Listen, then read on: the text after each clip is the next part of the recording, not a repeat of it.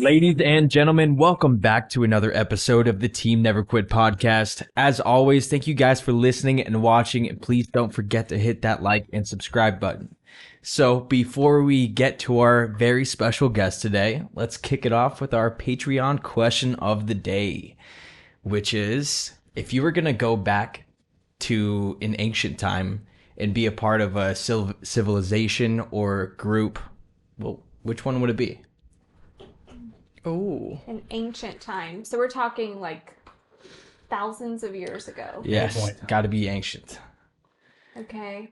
Wait, because my kids call me ancient now. So we're talking about the 1900s? Yeah, you could just go back from your time period. If I was born back in the 1900s, man, completely different vibe than what they're dealing with this day and age. What's yours? I'm in Rome. I probably have to go back to Rome. Yeah, I mean, obviously, we guys think about Rome, the Roman civilization every day. So I've heard that's the thing. Yeah, it's true for whatever reason.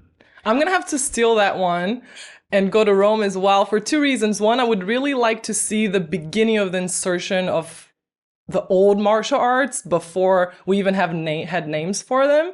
And my dad is from Rome, and nice. My dad is Italian, so.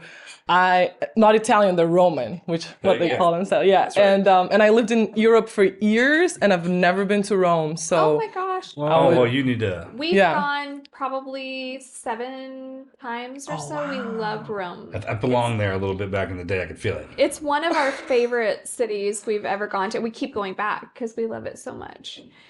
You definitely have to go there. I think mine would either be Rome or the Spartan times, because seeing just the movies on how the moms raise their children and just to be these stoic badasses, I feel like I could fit in there. Yeah. So I would say either. I know there's a civilization off the top of my head that I'm not thinking about right now, but anyways, what you got? I think it would be so cool to be an old style ninja. Oh yeah, like you're talking about feudal Japan. Yo, Asian dude, that would be sick. Well, now we're talking like being an emperor and empress. Now that's different. Now, yeah, yeah, that's all they do over there is fight. Mm-hmm. And even when you talk about women empowerment, back in the day, the empress used to command all the troops at the time. Yeah. Which was really interesting because it was more in terms of aristocracy and who had the power at the time, and not so much about. It was more strategic, whoever commanded, and then that shifted into who could also go on the field and train the troops and etc. But back in the day, we had some women making very important decisions, believe it or not. Awesome. Yeah. I'm reading a book, The Chinese History of Martial Arts, and it talks about it thousands of years ago. Sun Tzu talks about it. Yeah. And how they trained them to get all that. It was pretty amazing. The way she kept things in line. Y'all can do that. And a little hidden secret the men keep from y'all is behind any powerful guy, there's a woman right there. Mm-hmm. There's got to be a balance, because otherwise guys just fight till no end. True. Or right next to it. Yeah. That's the way it works. And it has to be an opposite of balance, for sure. That's awesome. I agree. So today we are joined by the one and the only Cesalina Gracie, an inspiring advocate for female empowerment, an accomplished athlete, and a TV presenter. She's the granddaughter of Grandmaster Carlos Gracie Sr., the founder of the world-famous Brazilian Jiu-Jitsu movement and the UFC. She also runs an empowerment school in Los Angeles, using Jiu-Jitsu's philosophy to help females discover their inner strength. Cesalina's exceptional journey even includes a historic Mount Everest summit during the deadliest season in 102 years, also with just 7 weeks of training. How crazy is that? Welcome to the show. 7 weeks of training. So, I mean, people usually train for years to do that, and then multiple attempts, and you did it all in the. My brother and I keep putting that on our chart of list, the things to do. So the fact that you've done that, that's. Mm-hmm. I think there's a checklist of how people they accomplish in certain arenas, and that's one of them. When you hear people have done that, it says just a litany of things about you. Yeah. But before we get down into all that, I'd like to start with your family. Is that okay? Absolutely. Like, can we go to grandfather? I'm curious. Let's do it. All right. I'm just curious because we were talking about this earlier, and I'll never forget when I was introduced to your family. I remember when I was sitting. I remember where I was wearing. It's kind of like 9/11. But I mean, it was that impactful. Tell us about it. I would love to hear that 12th, story. 1993 is when. Oh my gosh, the first first UFC. one. Yeah. I've been studying martial arts since I was a boy. My father put me in, started in with judo, and then just like every other kid around the block. You know, The Karate Kid was an impactful movie before Navy SEALs came online.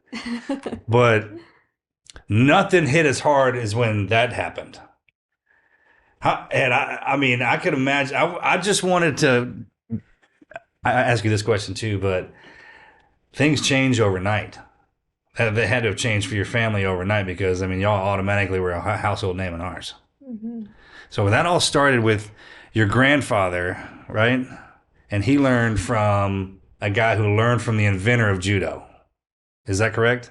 We can go all the way back. Yes. Yeah, to George and Mary, right? Is that the So jiu-jitsu, the traditional jiu-jitsu back in Japan was a practice that they used in war for close combat. If you lost your sword. Back in the day, there were 18 martial arts, different clans that had different practices in Japan.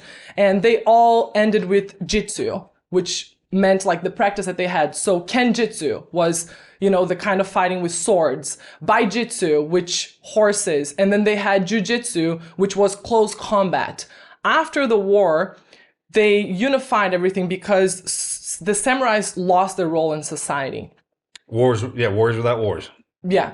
And unfortunately, what happened was some people decided to teach jiu-jitsu and try to share the principles that they had, but a lot of them started doing fixed fights and fighting for money and denigrating the image of the practice at the time and just started drinking and getting into brawls. So jiu-jitsu started having a negative connotation within society. So what happened was they had a meeting with all of the leaders and they decided to call it judo because at the time they tried to introduce jiu-jitsu into schools and it was rejected as one of the systems to be implemented in everyone's education. And when that happened, they realized we need almost a rebranding. We need to reintroduce this art into society from a different lens. Mm-hmm. And they focused a little bit more on the stand-up and they called it judo. And they just set a ground rules, and every single jiu-jitsu master at the time started calling judo and practicing that. And some of the rules were, you're not going to get into fixed fights, you're not going to have a set of attitudes that could potentially be negative to the image. And some people continued practicing jiu-jitsu, they traveled to other countries, and one of them was Mitsuyo Maeda, which his presentation name was Konji Koma, and he landed in Brazil, and at the time, my great-grandfather, Gastão, he owned a circus. And he hired Konji Koma to do a presentation at that circus. What year is this, or roughly? Oh, wow. Early 1900s or, yeah. And at the time, when he saw what jiu-jitsu was and the discipline and the composure and the elegance of the movements, everything that he was looking for his son, because my grandfather at the time was an extremely troubled kid. You know, they called him the terror of the neighborhood. And there's a funny story that there were several mango trees in his neighborhood on his street at the time. And one of the things that he did was he falsely claimed that all of the mango trees were his. So if he saw another kid climbing the tree, he would fight them. So he was fighting every day. They said he had ADHD, he had a really hard time in school. And every night when his dad came back from work, there was a line of neighbors waiting for him to complain. Oh, he broke my window. He did this, he did that. And for the first time when he saw that practice, it was almost like this little light bulb lit up in his life. And he was like, this is the thing that my son needs that I wasn't able to provide for him yet. And he signed him up to train with Konji Koma. So my grandfather was, you know, the first Gracie to be exposed to the art. He was the oldest sibling. And how old at this? You know when he started? How old he was? Teenager? He was a teenager. Yeah, he was really young. And that's the best thing about martial arts. And I don't care about which one it is. It's kind of like the religions. I mean, you get them into that study, and it gets a discipline that goes with that. And the worst kids, the wildest, not worst. Shouldn't say worst, right? Because look what There's no bad kids. No bad kids. Yeah, there's Absolutely. Bad environments for kids. The environment, yeah. Wherever you put them, they'll act like a child. So if you put them in a place that the adults don't like that, then that's just how it's going to go. And you got to think sport and everything had to have come around too, so we wouldn't do stupid stuff. We would just concentrate on sport. Okay. Here's what I love about martial arts is that, especially jiu-jitsu, it's an equalizer of emotions for kids. So jiu-jitsu is going to honor your personality. So if you are a shy kid, it won't necessarily turn you into the most extroverted, outspoken kid. But what's going to allow you is to set boundaries to protect that space that is important for you to preserve for yourself so you can honor your personality. And if you are too aggressive, or if you're a child like my grandfather at the time that doesn't have an outlet, why are we behaving this way? Because I don't have an outlet to express myself, so I'm going to do these crazy things because I need help. Kids also need boundaries. And when you provide a space for a kid, for example, that maybe is being aggressive out of insecurity, which is most cases, now they have an outlet. And not only that, they have a safe space to express themselves and to have all that energy directed towards a constructive path instead of a destructive path. Because ultimately, what you're dealing with is the basic elements of every human being. And if you have a kid that is energetic, that is healthy. Now, how do you direct that energy towards something that is going to be constructive, so eventually that kid doesn't maybe turn into drinking or, getting into constant fights? It's going to turn into something. It's going to turn into something. Okay, so with your grandfather, he's a young teenager and he starts training with him. How did he take that? Did he fight it at first and not want to be disciplined, or did he soak that in? Exactly. That's a great question. I mean, did it take a long time for this to set in, for him to be able to teach this to be this impactful, or was it just like love at first sight? He went in there, or do you know that? I do know that, and it's an excellent question.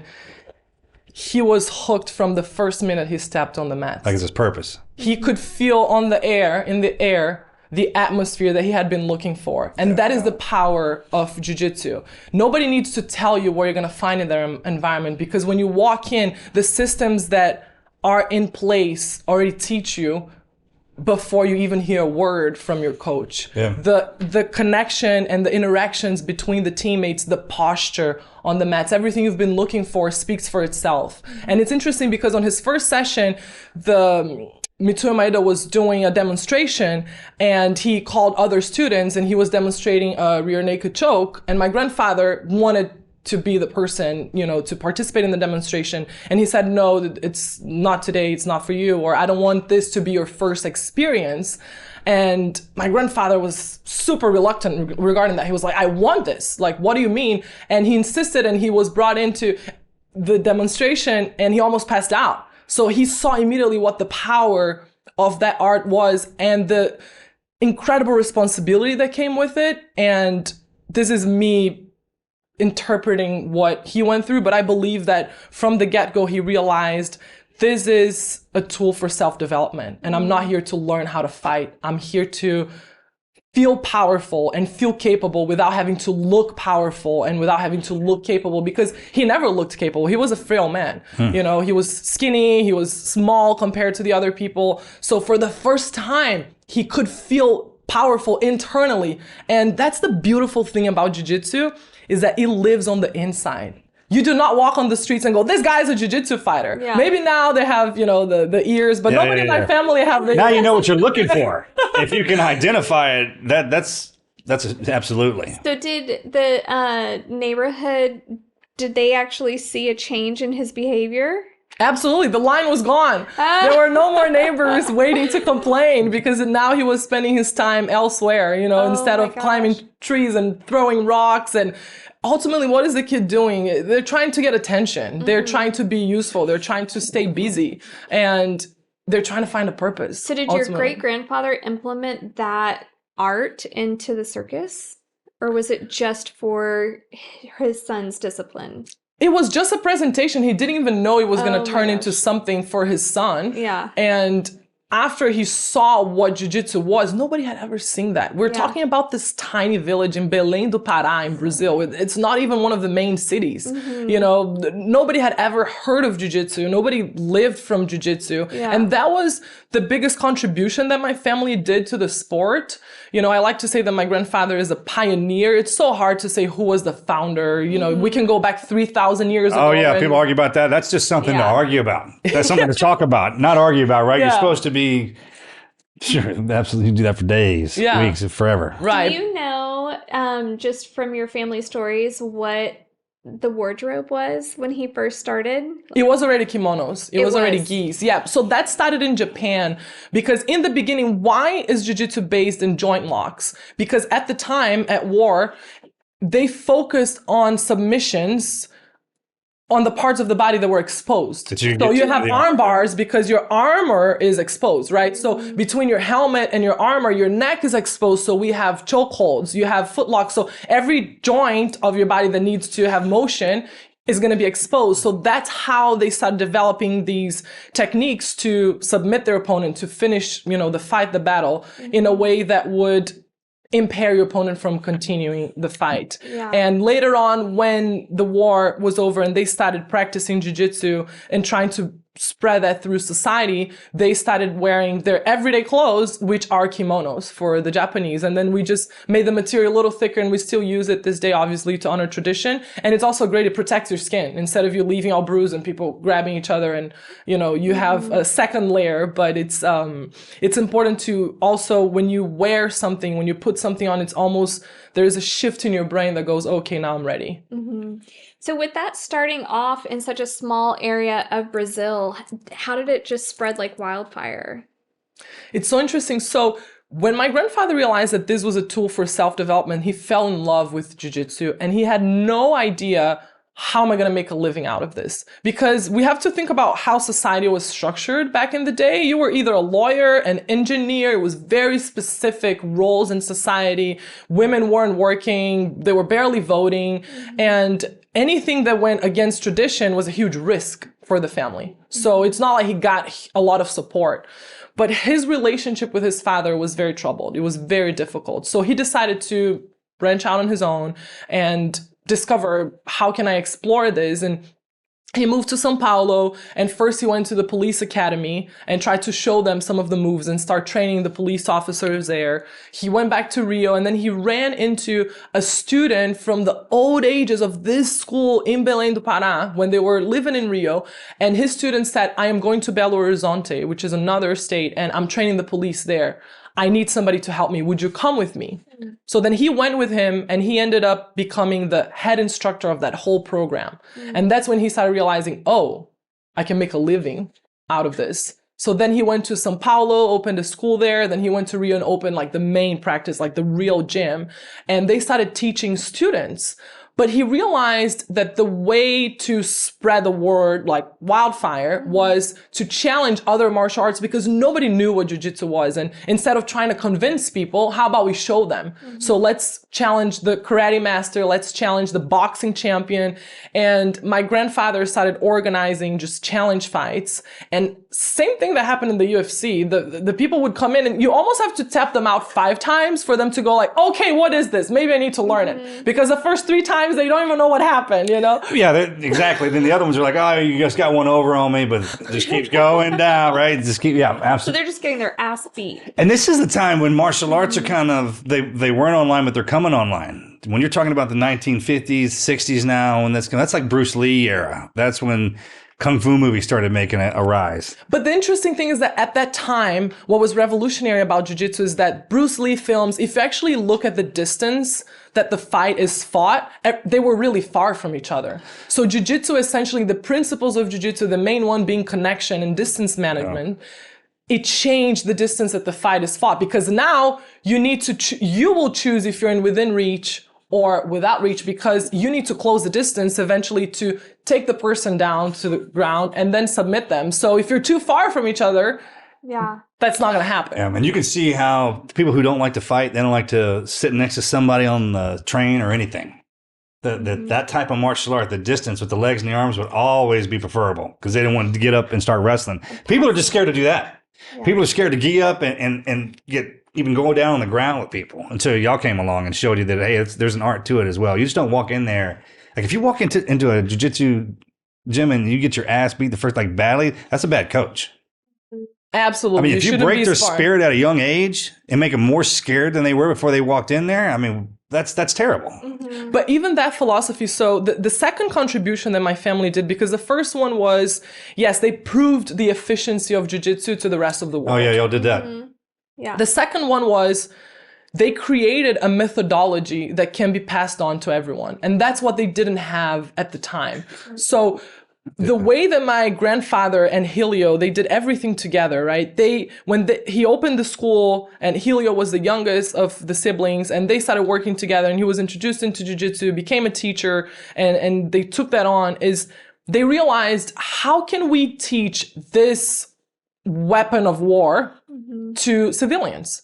Because if the whole world learns these tools, we are going to live in a society that is more peaceful, that is more respectful, because when you have That's what it does. human beings that are self-confident and they're compassionate, you start changing the way we interact with each other, and we start changing the way that we live our lives. Yeah. That's human nature. That's in our DNA code for whatever reason. Been around long enough and seen enough fighting that there are people like, if you train them to do that, they're going to use it. I'm like, no, there's something that comes with it. That's the void. There's a discipline and a respect that comes with knowing somebody has put the work in that does that. I couldn't even imagine what your family reunions would be like. And we were talking about, I just want to know, if you got everyone in the family that can scrap, everyone, then fighting is pointless. So y'all must be really good at cutting each other down and the verbiage, right? Just getting people off guard with something that they do, because what's the point of really going to the fist or to the ground? Well, the interesting thing is, just to give context, so my grandfather had 21 children. I know y'all have, it's amazing. 21. And it just keeps. Oh my gosh. I couldn't even imagine what that would be like at y'all's family reunion. It's got to be awesome. Yeah. 21 children. 21 With children. What, like 12 or 15 or black Not with belts, one right? woman. I mean, so the thing was, they were all raised in the same house. My grandfather had What would that be like? kids with 6 different women, but the last woman and the main woman of his life was my grandmother. He had 6 kids with her, but she raised a lot of them because they all lived in her house. So my mother grew up in a house that the second floor was the kids' floor. They had 18 bedrooms, and every 2 bedrooms had a bathroom in between. So it was like 9 little apartments. She would literally ride the bicycle from her room to her brother's room, because if you constantly have to borrow something, like how many miles are you running? Dude, did y'all just wear your gis every day? Does like everyone just walk around the house in gis? That's what it is, right? We had like a huge laundry room. It was hundreds of gis. And the pecking order, like the respect order. I want to know about that. Oh, that's really interesting, because that even came in the way how they ate their meals. So there was a huge like bell that first the older kids would eat, and then they would ring the bell. Okay, now the younger kids, now they would ring the bell. So there was a lot of order. And that's the interesting thing. People might think, oh my gosh, so many kids, such a huge family, what a mess. The discipline that came. I keep each other in line. Kept everything organized, and yes, there were moments that habit would break loose, and but the beautiful thing was, because jiu-jitsu is not that aggressive sport, it's something that if you are introduced to it the right way, it's actually a vessel for you to explore yourself and to express yourself and to discover and to develop your curiosity and to find answers and to look for solutions and sometimes find some problems. So it was something that was used as part of the education and development of everybody in the house. So which one of the brothers in the family or sisters, because like if Gen 2s are walking around, and then you'll have some of your Gen 3s, your generational 3s walking around, and you find one of the younger kids is really, really good, like a phenom. Right. They could probably work the older ones up at any point in time. I mean, does the bravado thing come out? Do they invite that? Like a grandchild. Like the older brother, younger brother, yeah, way the better cousin or something like that. Than somebody else. I'm not sure if that has happened yet. Naturally. But let's just say the behavior would change, especially at that time, if the parents were around or not. Like my mom, on her birthday, at the time they didn't have any TVs in the house. On her birthday, my grandfather and my grandmother came to the US, and they brought back a mini black and white TV just for her as a birthday. And she said, like, when I got that gift, I knew it was going to be trouble whenever they weren't around, and everybody would respect her. The minute my grandfather left the house, they would come for her, and she would try to hold in there, pulling her hair, and she's hiding behind the couch. And the minute they walk through the door, everything is fine. Sure. So who knows what went by. Oh my gosh. So can everyone in the family fight? Yes, so jiu-jitsu was mandatory without us even knowing it was mandatory because of the way it was introduced. Sure. To everybody in the family. Women, men, girls, boys. the men were incentivized to continue the legacy and take it to professional fighting at the time. Women would be trained to do all the self-defense aspects so they could navigate the world. And the interesting thing was, it was it's really kind of an unwritten rule in the family. We have that too. That's amazing. Y'all do that. Everything has its good and bad side. One of my cousins, Cesalina Gracie, she's one of the greatest champions in the family. She's 8 times world champion. She has achieved, so many things. She's my teacher. She's the one that graduated me a couple of years ago. And she had to fight in order to fight. So there are the underlying battles also that not only because of my family, but as society was shifting, then the rules and within the family are also shifting. But there's always that period that you have to prove that this can be done and that I can also contribute to this until they actually accept you. And it doesn't come from a dismissive behavior of like, no, you don't participate in this. It's more, we got you, And it's interesting because sometimes you don't realize when you do these things with girls, it's really normal still to this day that some fathers will say, like, at least in our family, it was always like our uncles would come in and say, hey, honey, is somebody bothering you? You can always tell daddy, you can I was going to ask that same question. Yeah. I think that would be, what guy, when they find out who you are, would even attempt that? Boyfriends, what's that even like? Yeah, break your heart. Yeah, exactly. Because you have let's just say they came with the best intentions. I was about to say in a resume, hey, this is all I got. This is everything.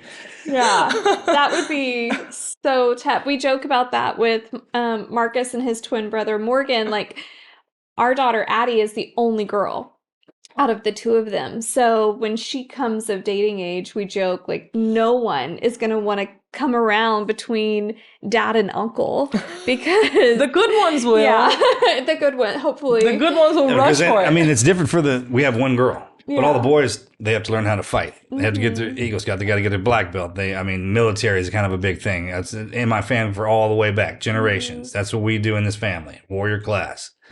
But the interesting thing is girls and women need it as much, if not more, right? Because the reality is, yes, I had my whole life, people in my family come in, is anybody bothering you, But what about when they're not there?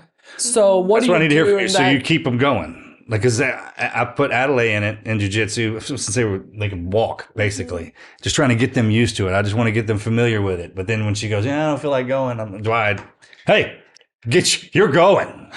Yeah. Is that how you do it? I don't know. That's very difficult. So that's why I created this program for girls. I'm going to send it to you only. then. Yeah. Please do. Gracie, come on. I guarantee you she's going to be fighting with you because she's running late for class. Fine. She's like that. We got a spot right over down the road if y'all looking to put up some schoolhouses, man. But that was the main shift for me, right? Because my relationship with the sport has transformed throughout the years. Because at first, jiu-jitsu was play. We grew up literally with mats in the living room, and we thought it was normal until we started going to our friend's house and go like, "Oh, your living room looks so nice." They don't do this. They don't what's do the matter? this. You guys don't roll. Yeah, what's the matter? We don't have TV, but then from all this play, we learn how to crawl. We're playing. It's a comfortable place, and you start standing and learning how to fall, and all those principles are so important. You don't realize, I am learning this thing. It's living in you. So it's part of who you are as a human being. Then from there, when I was 6, my dad started signing me up for competitions, and I hated it, right? Because I didn't understand what being a winner is or being a champion. And when I stepped on the mats, I had nothing, there was not a single cell in my body that wanted to beat that kid in order for me to be a winner. That concept I couldn't grasp that concept. No one ever talks about that. Like, hey, when you get in there, you want to win, don't you have that fit? Because some people lose their mind over it. My dad would lose his mind. Yeah. 100%. And then there's I'm that way. I didn't have Okay, so this is for you maybe and your daughter, because sometimes you don't realize the negative impact they are creating on the other side, because that's where the philosophy comes of let's honor their personality. I didn't understand, why do I have to beat that person and see that kid crying and leaving the match so I can be a winner when I don't even feel better about myself? And that's when the questioning now, as a grown-up, I understand the difference between winners and champions. But at the time, I was like, well, I don't need this feeling. I don't need to be here. But in one of the fights, I was losing, and I was totally fine with it, because in my soul, I still thought, jiu-jitsu is a play, and who cares? I tap out all the time at home. Like, what's the problem? And I started losing the fight, And I was totally chilling, just defending myself. And I look at the bleachers and my dad is screaming from the top of his lungs. I thought his eyes were going to pop out of his face. You know, like his eyes were red. He was like, you got 15 seconds. The minute I saw him, and this boy was mounted on me. And at the time, competition was boys and girls together. Women didn't even have space. In the grown-ups, like in the adults, it was all the belts together. Blue belts would fight black belts. Can you imagine this? You know, this was like when I started competing. And when I saw my dad like almost jumping on the mats to do what I wasn't doing, I saw in his eyes, oh, being a winner is really important. So I bumped the kid out. He turned, I took his back, I choked him out. And I won the fight, but I was so nervous that before the referee could even raise my arm, I ran to the bathroom to throw up. Aww. So to me, it was like, this is not and he kept signing me up for competitions. I hated it. He would drag me into the mats, you know. And then when I could finally choose, then I had a bad accident. I broke my coccyx, which is like your tailbone, the last bone of your spine, and I had seizures, and he would wait 2 weeks and sign me up again, and like, you're good. Yeah, you're healed. Yeah, you're got it. But, you know, that created a traumatic experience for me because I was being exposed to a side of the sport that I didn't connect with personally. Sure. It had to be explained to me, and I was watching somebody say this. It's like, hey, well, it's not a sport. This is self-defense. And in here, you're defending yourself against an attacker. And then I was like, okay, well, it's not a win or lose. It is a win-lose. But it's not a first place, second place, third place. There's so many different ways you can explain that concept to somebody. And that goes with the student. I get that was the same way. And I got a daughter now. I'm trying to teach that too. I am a lot like you where I've never been competitive. I don't have 1 ounce of competitive in me. Like it just, the whole thought of like winning and beating someone, and I'm not a fighter at all. I'm a fight or flight. I'm the flight. So to me, maybe we'll change that. I know, right? Well, I will shoot. Well, someone. she can shoot and throw knives and action all day long. I don't know what she's talking about. There's people who don't like this. No, yeah, because I can see the fighter spirit. Yeah. But okay, she'll kill you quick, man. I will kill you if you're coming at my family. There's no problem doing that. But if it was just my choice, that's not a path I would choose. And so, I get that. Like, and I can even picture myself as a little girl in your position. Like, that is hard when your dad's just yelling at you, telling you this is what you have to do to be good, you know, to win. And you associate that with like, okay, that's going to make my dad happy. That is something we have to like talk about. And I don't yell at my daughter. But sometimes that works. Is that what you're saying? No, what? No.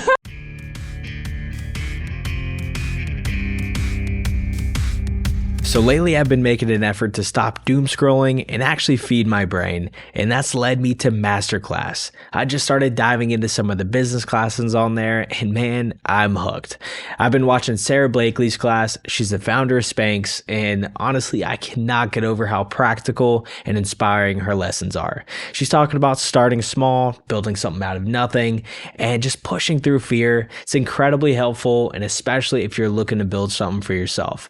And it's not just business. There's classes of all things. There's even poker strategy, sports mindset, and even daily habits from top performers that you can think sharper in literally any area of life. Whether you're into leadership, performance, creativity, or you just want to level up your routine, Masterclass has something for you. With plans starting at just $10 a month, billed annually, you can get unlimited access for over 200 classes from the best in the world, like James Clear, Ryan Holiday, Esther Pearl, and there's so many more people on there. It is seriously such a game changer for me. I use this and you should too. Right now, our listeners get an additional 15% off any annual memberships at masterclass.com/TNQ. That is 15% off at masterclass.com/TNQ. Once again, it is masterclass.com/TNQ.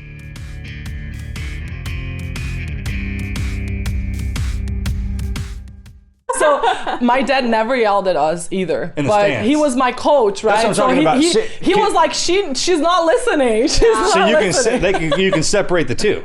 Yeah, I mean, if you're at a jiu-jitsu tournament, the stadium is so loud, your coach is going to be yelling at you the whole time, right? And their passion is going to come through when they see that you're losing. But it's interesting, Melanie, what you said, because something happens when daddy is in the room, when dad is present. Yeah. And you are the one that is setting up that dynamic with your daughter. I have one student that every time she comes in, it's a mother-daughter class. So I developed this mother-daughter program where the moms and the daughters train together. So they go through this empowering journey at the same time. And it completely reprograms their whole relationship. It's so interesting. Even their physical connection. Because boys kind of grow up roughing around with the dad, but girls and moms are super sensitive. It's like, oh my God, ow. Yeah. And when they start training, now that... I never thought about that's perfect. That's a great way to do it, because your mother actually sees the next version of herself and what she's capable of, like an innocence part. Yeah, and the daughter looks at the mom as a white belt going, oh, I have this admiration because my mom is also open to learning something new. And the journey of growth and learning never ends. But the interesting thing is, one of my students, her parents are divorced. They have split custody. So every other week she comes with the mom, and the mom does a class, and every other week the dad brings and the dad watches. She's a completely different child when the mom is there than when the dad is there. Sure. And when the mom is there, she is in heaven. She's laughing the whole class. And we do something that is called the truth circle, where we start every class with a circle and I tell a story. Sure. And they raise their hands and participate. And when the dad is there, she's frozen. She doesn't raise her hand. When I give her the word, she looks at the dad first to see if he's going to prove her answer. Every move, she's tense the whole class, because now it's not about her experience and her journey. It's about, am I good enough for dad? Am I being approved? Am I impressing him? Am I making him proud? Yeah. I hate to throw that kind of weight on my daughter. But that's something that, not you, that dads need to think about. I would imagine my daughter has some added weight just from who I am. Oh, 100%. And then there's all that. Yes. Do you know what I'm talking? I couldn't imagine being who you were. Yeah. That there's the weight you automatically inherit in life down here that usually crushes people. Mm-hmm. And then there's one you're born into. And I was listening to Mike Tyson the other day talking about his son. He goes, my son wanted to be a fighter, and he started laughing. He's like, "You're not a fighter." It's like, you're not a fighter. You live in a mansion. He's like, I come from the streets. He's like, I'm an animal. Mm-hmm. You don't want to do this. You don't want to be this. Some of us are born into it, and you're born into families that have to do that. And then I can understand where he's coming from. He's like, you're not a fighter, but you still have to train your family, all of them, to fight, because as soon as they hear that name, someone's going to test you. But the interesting thing, even when you said, yes, it's important for us to defend ourselves from an attacker, but the most important thing about jiu-jitsu is that it builds an internal constitution that is so strong that you can deal with anything in life when everything around you is succumbing. But my point with that is y'all have to. You kind of know that's coming for y'all. Mike Tyson's kid, you get that name on the back of your whose son? You know that has to happen. I know what happens to my kid.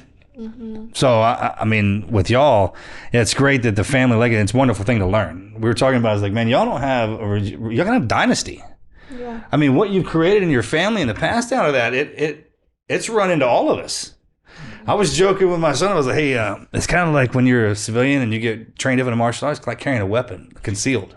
Just your name. Yeah. I was like, hey, man, what kind of weapon do I carry in here? I was like, well, I got a Beretta, a Smith & Wesson. Oh, I got some Gracie in here too. Yeah. You want to see my Grace? I'll show it to you. Right? And I mean, that's just the way it is. What your family's done and what y'all continue to do. But the interesting thing is, so when I was 17, I moved to London by myself. And that was the first time of my life that I left the clan. And so many things happened on those years that I was there. And it was the first time that I realized what it meant to not have that protection. And how shielded I was, and how much that environment contributed to who I was and who I was becoming. But at the time, I mean, I was 17, you're a teenager, and I was looking forward to breaking away from, that space and just finding out who I was, because there comes a time where you ask yourself, who am I without them? Sure. Who am I if nobody knows that I'm Gracie? Do they treat me the same? Mm-hmm. Do they respect me the same? And did they? When you moved to London, no one knew. So that was the interesting thing. I wouldn't even tell people I was Gracie. And how freeing was that? It was an exploration. There you go. To find out, can I hold my own? What does my presence in the world mean without an assumption coming from the other side? That's what you discover. And the sooner you discover that in life, the better. And some people rely on that their whole lives. If you can build your children to know who they are without other people making an assumption that they're your daughter or like they're related to whoever, it's who are you on your own? Because then everything else is just coming to contribute and to exacerbate what you, because if you don't have that internal understanding of yourself, it doesn't matter who your family is. It doesn't matter where you come from. Because when you're on your own, that's not going to sustain you. It's almost as that's how you get revealed. It's like when you break free of that, it's like, okay, all those years of molding you around that family. And then, because when you walk in, you can tell if you know something. The way a person carries himself, the way you sit, how your posture is, the way you reply to somebody, how you stare at them. You can tell if something's got some work in it. And you can tell if it doesn't immediately, especially if you're trained. That's one of the gifts that comes with a martial art, is you can automatically tell somebody who has discipline who doesn't, just by the way they carry themselves.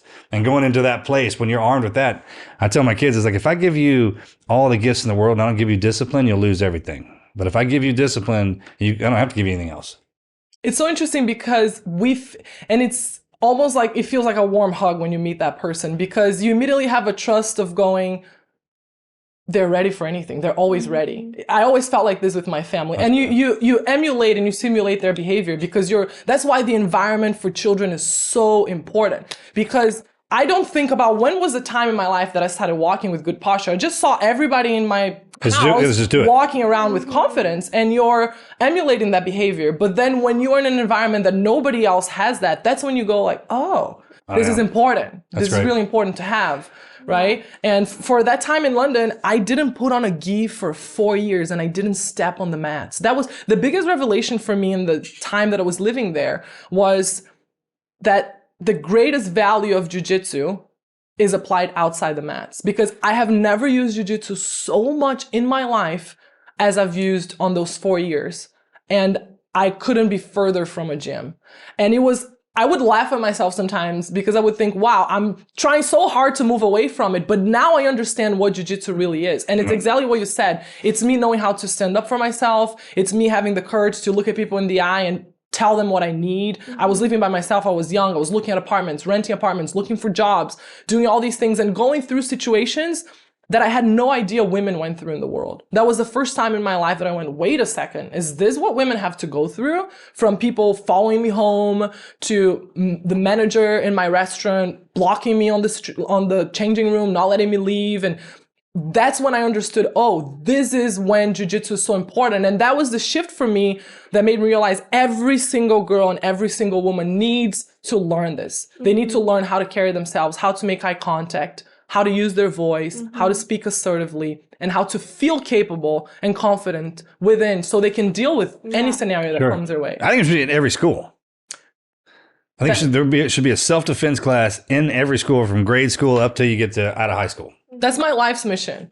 In my whole life, I don't know why we don't have that. I'm not going to stop until every single school in America has jiu-jitsu as part of their curriculum. They really should. It's called setting up your base, setting up your ground game. Before you go out and fly out to do anything else, you got to have your ground game. And that's, jiu-jitsu teaches you how to fall down. And the one thing humans do in life is we fall down. And every time you do that, you come up stronger. And if you do it that way, you come up with a little extra.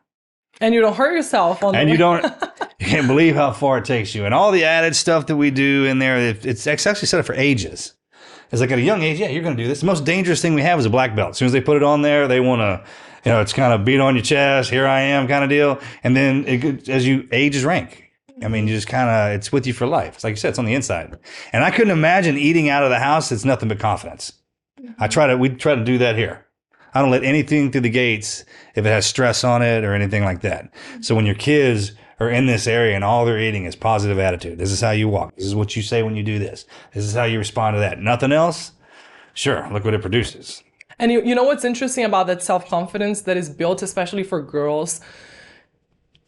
They start understanding that they need to make decisions on their own timing. I feel like girls and women make a lot of decisions under pressure. Oh, you have to decide now. You have to do this thing now. I need an answer by so-and-so. Men, they build the skills to set those boundaries a little better as they grow up. Women are not exposed to these tools. And you just start getting this internal space where you start going, no, I'm going to make the decision when it's ready, when I'm ready, when it's right for me. I'm going to operate in my own timing instead of on the timing that is being imposed. Because we make the worst decisions of our lives when we are under stress. Sure. Right? So the fact that you're able to build that internal space to realize I'm actually not in the best place to make a decision right now. And even just that awareness, the awareness of who you are and how you're feeling versus what's happening outside. And ultimately, the greatest skill you can have is awareness and knowing how you're going to respond, because every consequence we face comes out of maybe a lack of awareness in that moment. I didn't really pay attention what my impact was being in that conversation. I was escalating the scenario instead of de-escalating. When you're aware that what you're doing has an effect and an impact, you can start making better decisions to have a more positive impact than negative. And we have to constantly be fixing the mistakes and the problems that we created because we made poor decisions, right? Well, if you know what your body can handle, then you know the situation. You know that your body can handle the situation. The first person to lose any fight, anything, is the first person to lose that breath. Oof. I mean, the black belt and everything with the elders in your family, the one thing, and it comes with age too, is like, hey, I'm not in a hurry. Like, you get in a hurry, I'm gonna wear your ass, that kind of thing.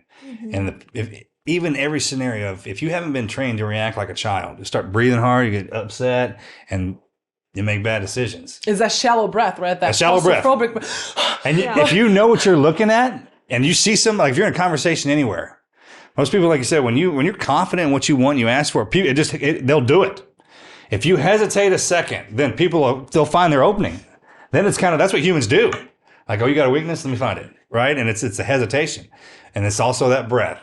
I mean, everyone, when we're sitting around somebody, and if everything's going bad, and you got that one person just as cool as they can be, and they're like, this is what we're going to do, right? It's like the more intense, the calmer they get, those people are great to have around.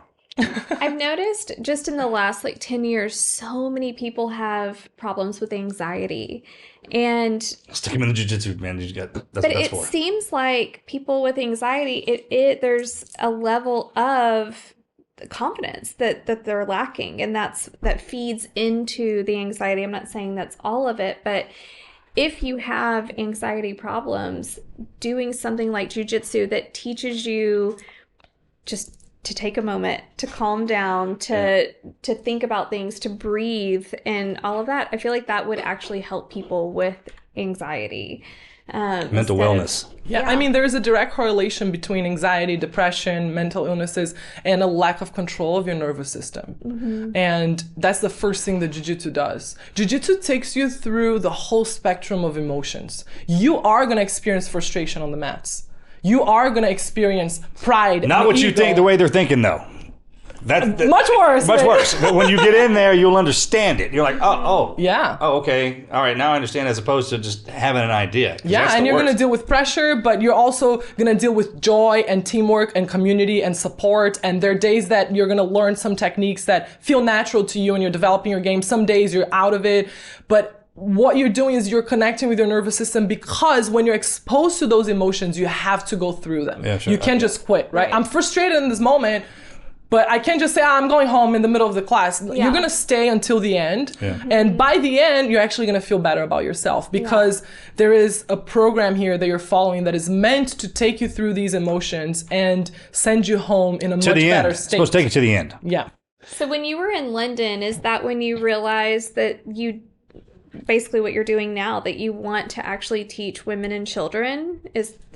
Or is that? Yes, that was the moment in my life that I realized I should start using the Gracie name again. It's yours. Right? Yeah, you can use it. Jokes aside, it was the moment that I realized that I had a really important role in continuing the family legacy. Because until then, I started, playing at home, and then it turned into competition. I didn't love it. I abandoned it for a few years. And in this process of discovery, I realized there's nothing in my life more important than me using this and passing it along. Yeah. And I'm doing a disservice to my family and to society and to my existence in this planet if I don't take this forward. Because now I fully understand in every single cell of my body the importance and the applications of these principles.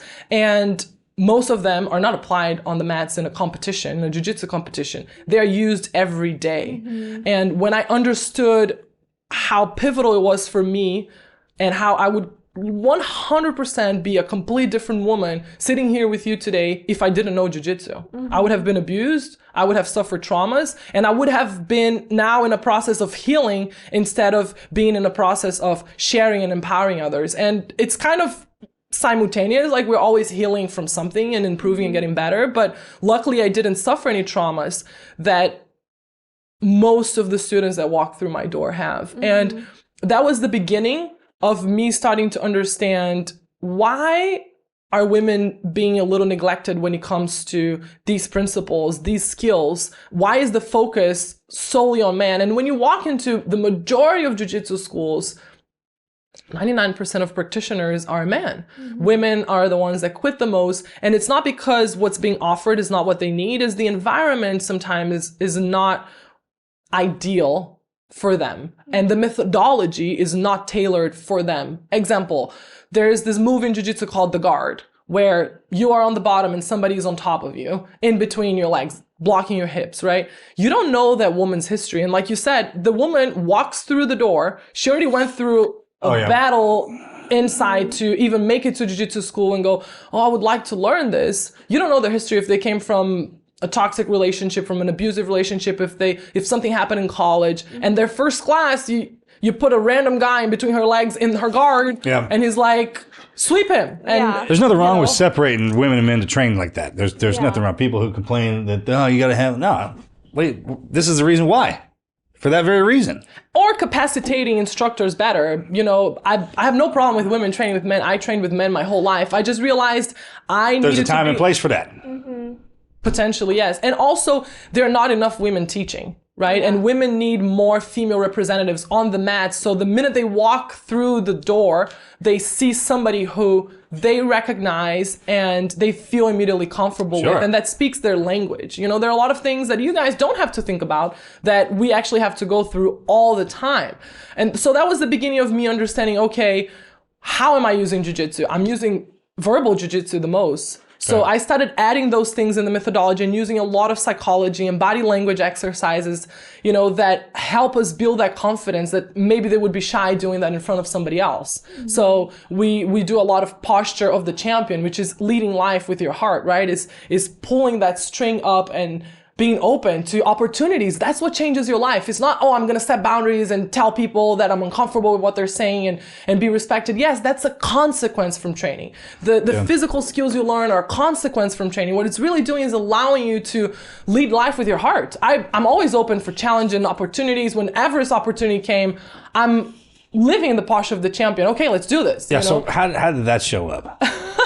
I'm curious. How did Everest show up? That's in your bucket list, right? So my brother and I had these bets when we turned. One was when we turned 40 years old. Okay. And then another one's when we turned 50. And whoever loses the bet, this one is if I lose, we have to climb Everest.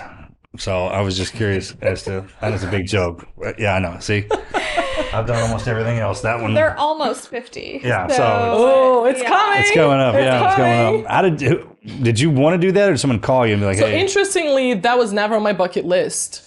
I just wasn't raised around mountaineers. I wasn't prepared for it. And to be honest, like, I always thought it was so far. I always thought I'm going to have to train for a decade for this. I ain't got that time, you know? But I have a vast network of peak performance coaches and athletes in LA where I live. And I met some endurance athletes and the opportunity came, and just like everything in my life is like last minute. It's like, do you want to do this? You know? And I was first offered to climb this mountain called Le Boucher. Last minute, it's kind of like dinner. Like last minute, not last minute ever. We go to the movies or something like that. Just to be clear, on my end of the definition. Of last minute. Yeah, so go ahead. I mean, I've been training my whole life for it. You just did it in 7 weeks. But that's the interesting thing. So I was offered to climb Le Boucher, which is a 6,119 meters. It's a mountain where you stay on Everest Base Camp, and then you climb this first mountain. And then they were like, next year you can come and climb Everest. So you got to qualify. Pretty much, right? Okay. They're like, you know, let's see how you respond in altitude. You don't have experience in this and that. But the most important thing for me was I immediately reached out to a top coach who had been on your podcast, Mike McCassell. Right. Nice. And I saw a lot of athletes. So obviously he's legit. He got it done. He got you. Okay. Yes, he prepared me. He got checked prepared out. me. He's your guy. He's my guy. All right, good. Yeah. Get his file. Put a star on the paper. Yes. Good job, Mikey. Mike McCassell, who was my conditioning coach for Everest, and Lakpadendi Sherpa, who was my guide on this trip, were pivotal to my success in the mountain. And that was the biggest thing, right? Like, the mindsets behind jiu-jitsu put me so far ahead because I knew that once I commit to something, I have to prepare and I have to be coached. So that's where the white belt mentality came into place, is we have to be brutally honest with ourselves at where we're standing in life. And it's the lack of honesty with ourselves that also puts us in jeopardy and danger. So I knew I have no experience with mountaineering. And when even Loboucher came up, I reached out to Mike McCassell, and I didn't even know if he was going to take me in because he's preparing, athletes to break world records on K2 and climb Mount Everest and do these crazy expeditions across Antarctica. So I thought, I'm such a beginner, he might, pass. But he said, yes, I'll train you. And we had a call at 9 p.m. At 7 a.m., I had the training program for the week on my email, and I started. The interesting thing was in my journal throughout the whole camp, because I had 6.5 weeks to prepare, I would write on my journal, I'm going to be on Everest base camp. That's not me climbing a smaller summit. And I would have all these thoughts in my head and I would put them on paper. And I was having this internal conflict of, yes, I've never done mountaineering, but I always aim high. And on 2 days before, I had an altitude training camp with Mike McCassell, which was week 4 of our training. I said, I have a really important question to ask me, and I need you to be honest with me. And he got all serious, and I think I was very serious at the time. And I said, do you think that if I attempt to climb Mount Everest, I'm going to die? And he said, Cesalina, I've actually been training you for Everest since day 1.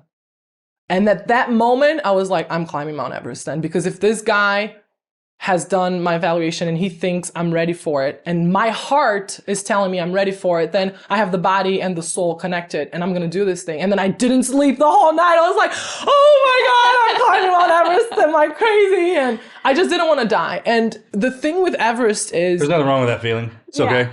Right? Yeah, it's package deal. I still have territory. a lot of work to do. Yeah. I've been there. I didn't feel like it was time to die, Yeah. And that's the thing. I love life. So I'm not a reckless person that, just signs up for crazy things and goes like, oh, whatever. Everything I do is planned and is thought of and is evaluated. And I'm honest with myself on what are my real possibilities. And part of that is being surrounded by people that want your best. And I was coached my whole life. I had teachers and masters my whole life. And I know the importance of having people on your team like this. So it became like this crazy run of learning about gear. And my preparation was 100% dedicated to being as self-sustainable in the mountain as I could possibly be. So apart from the physical training that I did with Mike McCassell and the mental training that he does also, he will get you doing planks on ice, freezing your extremities, then going straight into wall sits with plates of weights on your legs, and he will give you a bunch of ropes, and you have to tie those ropes with frozen hands and now feet in the ice. So he's constantly challenging your mind. Can you respond when you can't feel your fingers after 9 hours of training nonstop? And, it was really interesting to go through that process because I would look at him and I was like, what are you even doing? He was like, I'm trying to simulate what the worst day in the mountain could look like for you. So that training was pivotal for me to understanding what all the variables could potentially be, but nothing will ever compare to when you're there. Yeah. And the thing about it was 2 things. One, he got my mindset to the point where, Cesalina, when you reach the summit, I want you to know that's only half of the climb, because a lot of people don't know this, but 90% of deaths happen on the descent. Yeah. And the second thing was, I want you to learn everything you can. I want you to learn how to change your own oxygen bottle. I want you to learn how to tie all the knots if you lose your equipment, if you lose your rappel device, if you lose your anything.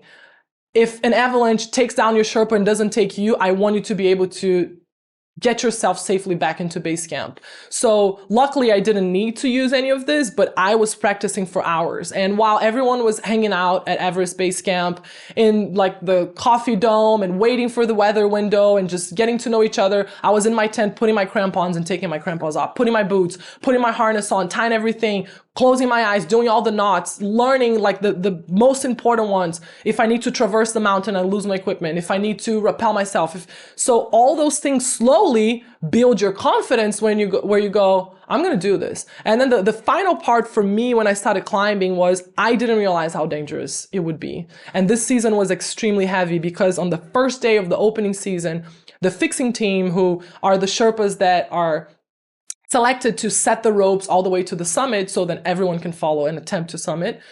The 3 Sherpas that had been, setting lines for 25 years, they died in the Khumbu Icefall, which is the first part of the climb between Everest Base Camp and Camp 1.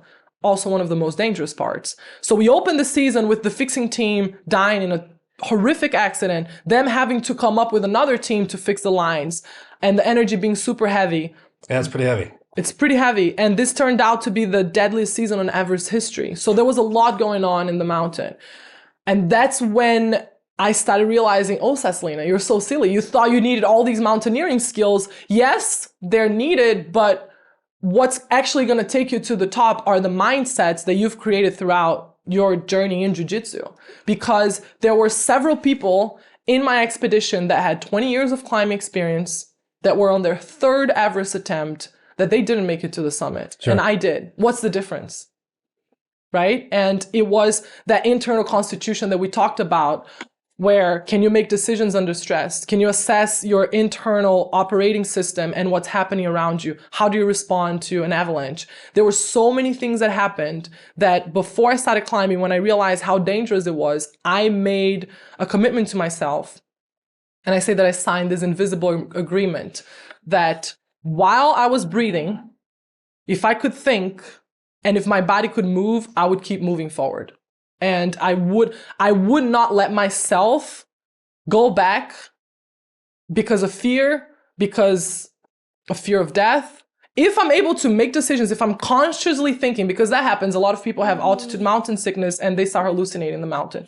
But if I'm conscious, if I can breathe, and if I can take another step, I'm moving forward. So I made a decision that if I died, I died, but if I can move, I'm going to push forward. And a lot of people didn't because they didn't have the right mindset. What was the hardest part of the climb?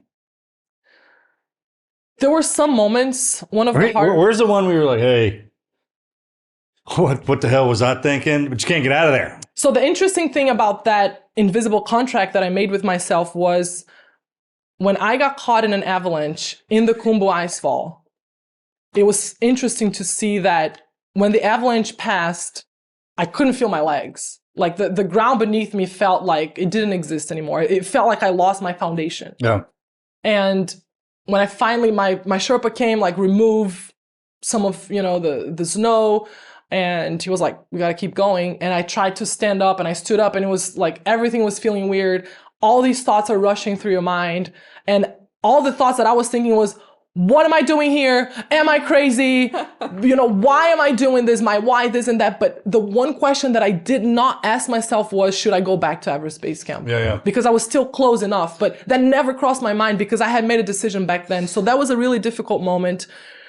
Another part that was really hard was when I saw dead bodies in the mountain for the first time. So between Camp 3 and Camp 4, when you start getting really high in the mountain, you're almost in the death zone, which is when you reach 8,000 meters, there's not enough oxygen to sustain life. And your body is dying, whether you're breathing with oxygen or you're attempting to climb without it. It's an interesting thing because your physiological nature, every cell in your body is telling you, we are not supposed to be here. This is not for us. There are some bells and whistles in that thing that you've never heard before. Yeah, your body's and when like, they start going off, you're like, what is that? There is a voice. Yeah. You know it. Like, you know it internally. That's funny. You're not supposed to be there. The bodies don't decompose. Mm-hmm. There's no life. There's literally no life in there. So even though you're trying not to think, what am I doing here? Your body, everything in your system is telling you like this this feels different, But because there were so many deaths this year, when I started seeing bodies that they weren't the famous bodies in the mountain. They were fresh bodies. They were bodies that when I was climbing and I was looking up, I was like, oh, this person is resting. They're taking a break, When you approach, it was like, oh, this body is like 24 hours. And I had never been through that, right? So when you say what was the hardest part of the climb, like there were hard parts of the climb and then there were hard parts post-climb. Yeah, it's different. Yeah, that nobody told me about. And I had no idea. Like the void. There's the middle stuff. Can't anticipate. Yeah. Is there someone that goes and gets the bodies and recovers them, or are they just... They leave them, right? They leave them. Unfortunately, they don't, because the body gets so heavy because it freezes and it doesn't decompose. So that body becomes impossible to bring down. And here's the thing that a lot of people don't realize. Everybody's struggling up there. Everybody's on their limit. And everybody has actually passed their limit. So the thing is that you're so past your limit that the line is so thin between am I going to make it or not, that it's not like we have a lot of room saying, I'm full of energy. I'm going to rescue this person. We're talking about that changes everything. When the line isn't, I'm uncomfortable, I'm cold. It's like, hey, this is death or not death. It changes everything. If there's like a team that is just for recovery. There isn't. First of all, it's super expensive. Yeah. Right? Because these people need to be on bottled oxygen as well. And then it's dangerous for the people who are attempting the rescue. And rescues do exist sometimes. Sometimes they are able to bring bodies down, but most of the times they aren't. You kind of know that going up, right? That's part of the deal. Yeah, but seeing it is a lot different because you go, oh, this not only could be me, it can be me. Oh, it made it real. Because I haven't made it yet, and I still have to come back down. It makes it real. It makes it very real. When the instructors are telling you, it's kind of like war. Jiu-Jitsu. It's like with anything else. Yep. It's like, I'm going to tell you about it all day long until you jump into that sucker and actually get a visual commitment on it. It changes. It's almost like that stamp. It's like, it's in there, sure, but I'm going to need something to make you feel it. And that's what that hammer is. Yeah, knowing about it and living it are two very different things.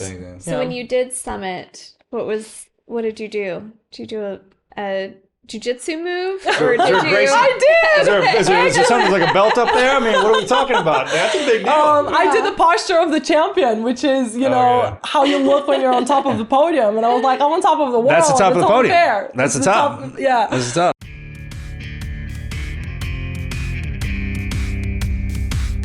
Service isn't just what Navy Federal Credit Union does, it's who they are. That's why they have created tools to help you earn and save more, making your financial dreams a reality with great rates and low fees. As a member-owned not-for-profit company, Navy Federal puts their members at the heart of everything they do. And when it comes to saving, their market-leading regular savings rate is nearly double the industry average. Let's take a moment to realize how awesome that is. You can discover all of the great ways that Navy Federal can benefit you at navyfederal.org/offers. I recently went back to this site and oh my goodness, I came across so many different offers that I'd completely missed before. I'm telling you, it is so worth it just to go check back at the site and you'll probably be amazed. Navy Federal is insured by the NCUA and membership is required. Navy Federal has made it their mission to help all military members and their families, so go check out more at navyfederal.org to see how they can help you today.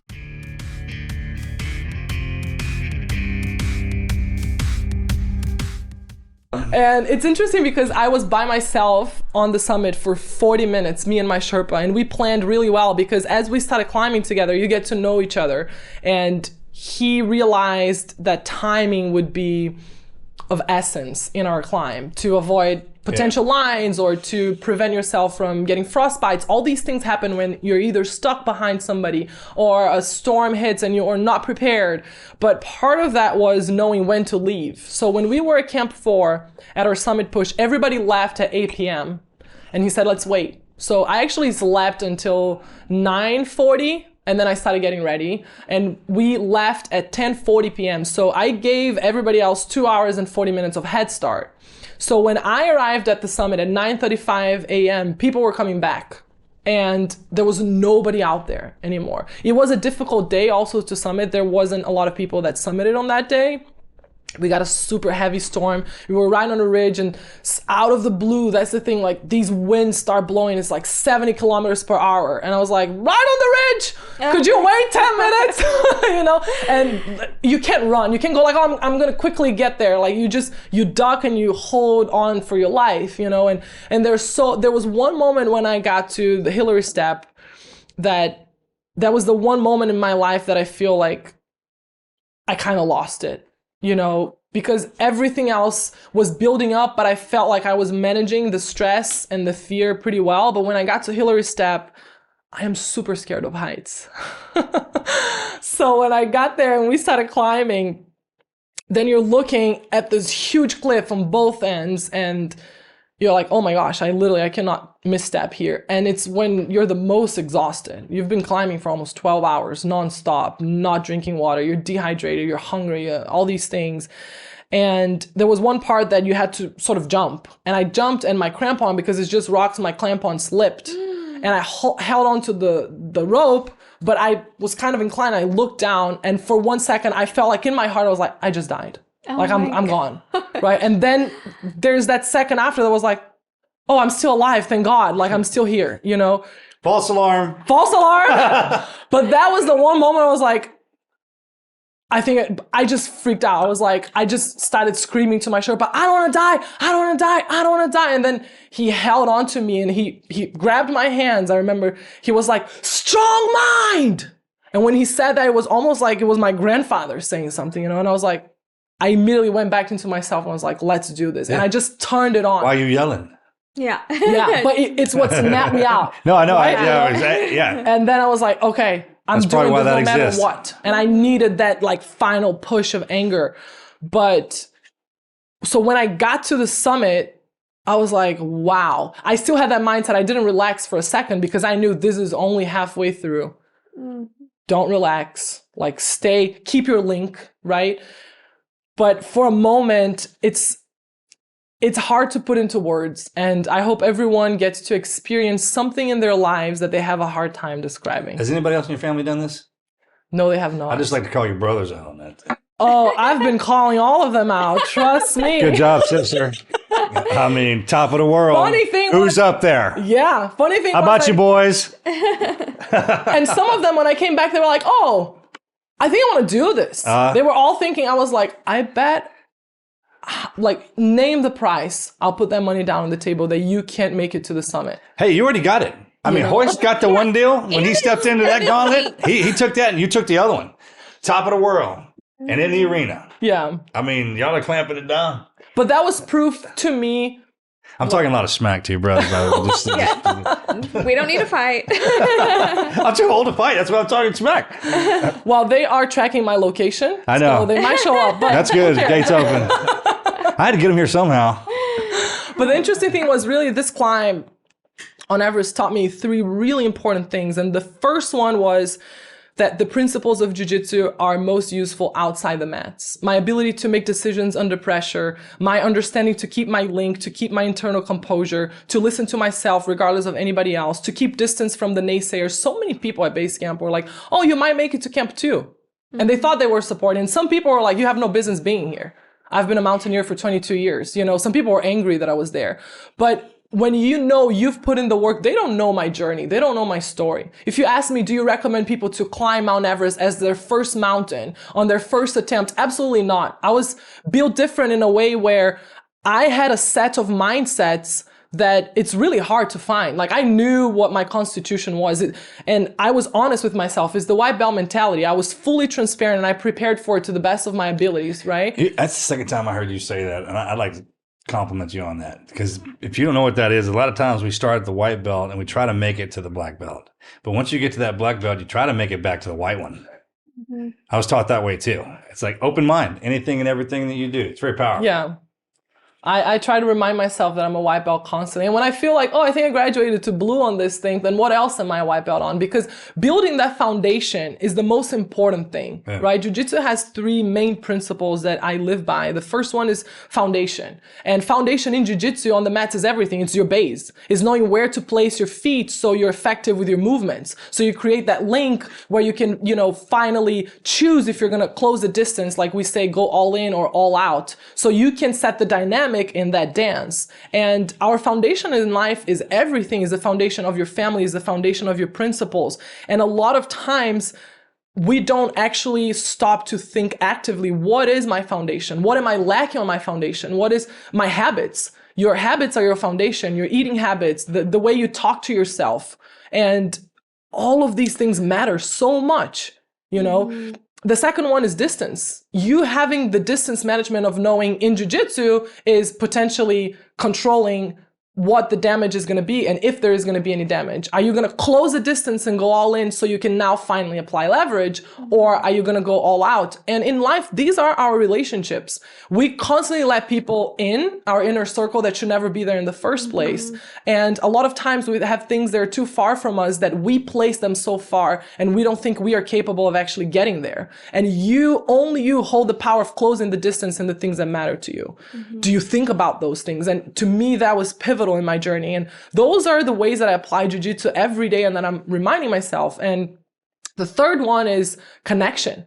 The only way to have leverage is by applying connection. You don't have leverage if 2 bodies are separated.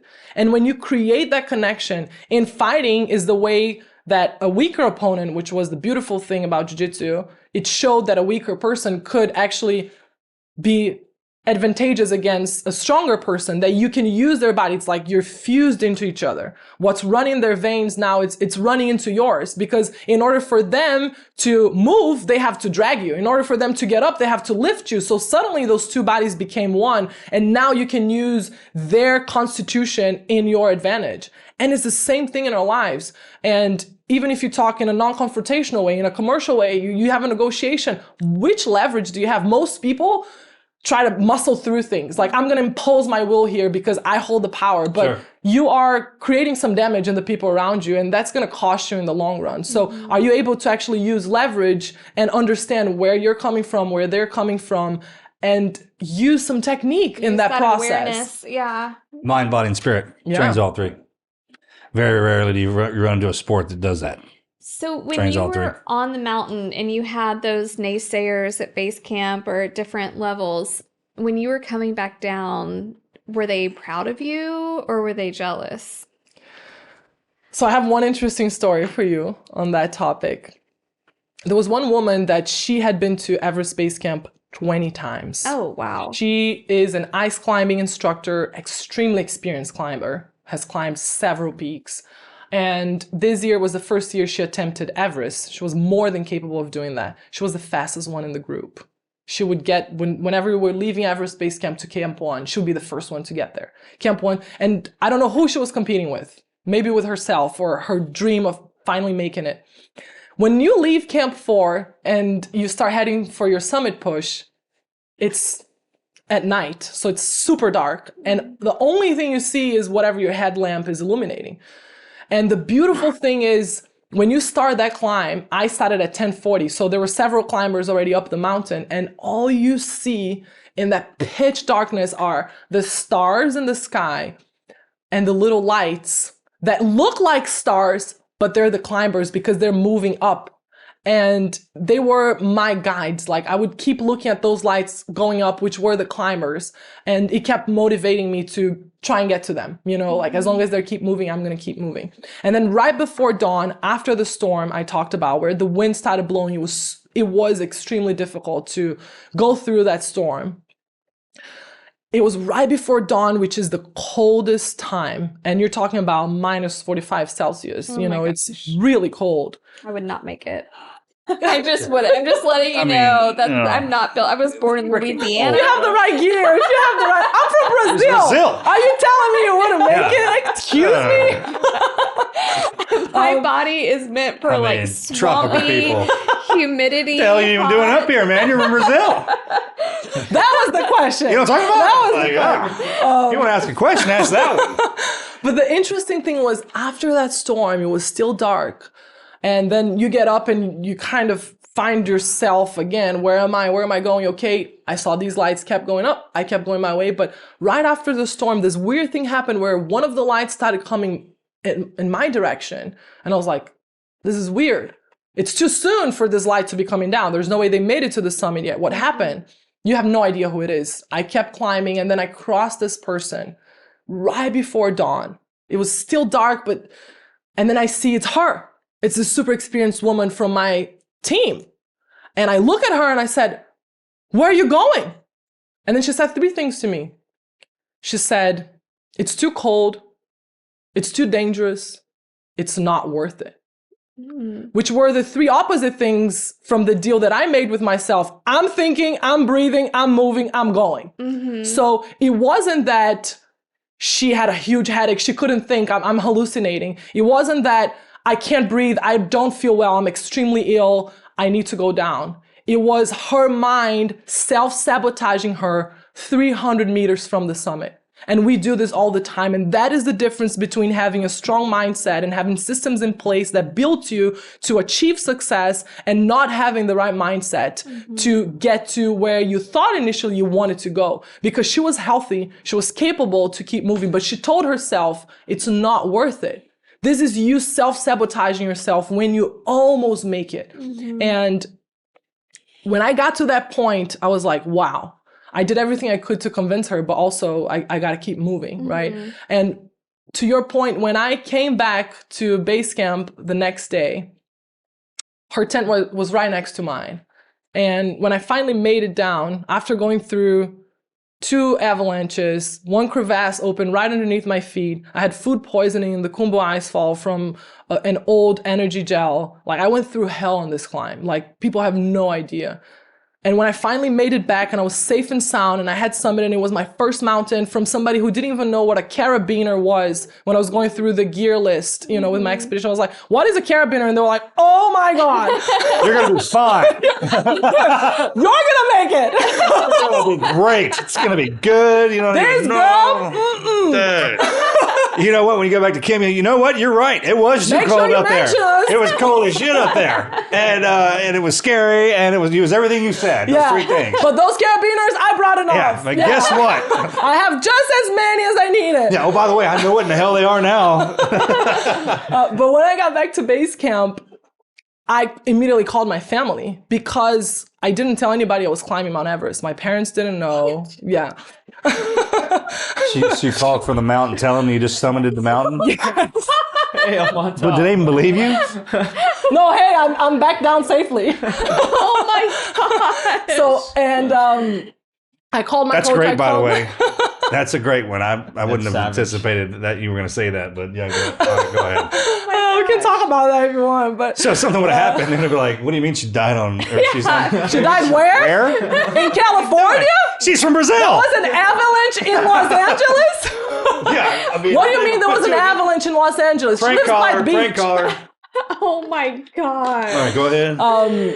I called a key few people and it was like 11 p.m., you know, almost midnight. She sends me a message saying, hey, I'm trying to sleep here. Do you mind leaving your phone calls for tomorrow? What? Yeah, it was crazy. She was saying that because she was in the tent right next to mine. And I was like, I didn't even respond. But I'm like, I just survived the deadliest season ever. I just summited Mount Everest. Yeah. And by the way, nobody's sleeping here anyways, because, you know, what are you talking about? Our helicopter leaves at 7 a.m. Sleep when you get to the Marriott. I'm calling my family to tell them I'm alive. It's 8 a.m. in Get Brazil. your ass on the mat. You know? Yeah. We're going right now. But to your point, gosh. it's the same mindset, right? And that's why my grandfather, at that time, as a difficult kid, when he got exposed to jiu-jitsu, he realized society needs this. Yeah.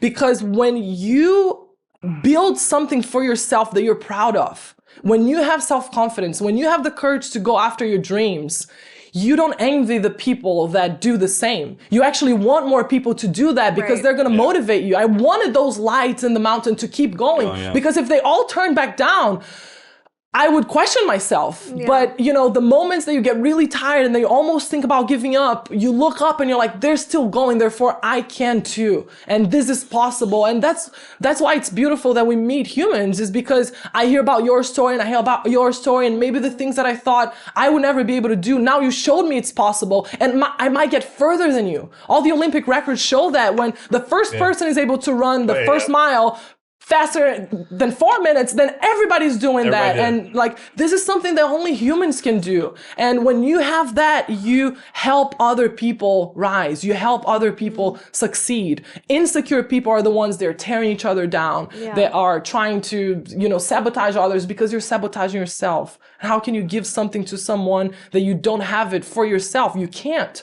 And that's why the more we work on ourselves, the more we're able to spread it around. It's the seeds, like the seeds that my grandfather planted.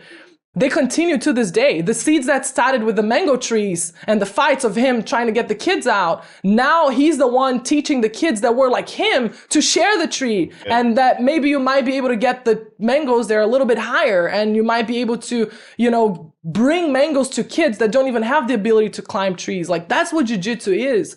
And is moments like this where you realize, like, wow, you know, we are different in a way where I almost saw her as when she was a kid, because maybe she was never given the tools to make it, you know, and who knows if she will ever accomplish her dream, which was to climb Mount Everest. But it's not even about that. It's like, will you be able to face yourself in the mirror and be so transparent with yourself of going, why am I upset that she's celebrating her summit? It's because of this pain that I have inside. Because then when you realize it's always about us, you stop hurting and damaging people around you, and you start rebuilding yourself. And by doing that, you will get people that will actually come on board and create that clan, that dynasty that maybe you weren't born into it, but you can build that throughout your life. Absolutely. Well, it goes back to the competition thing.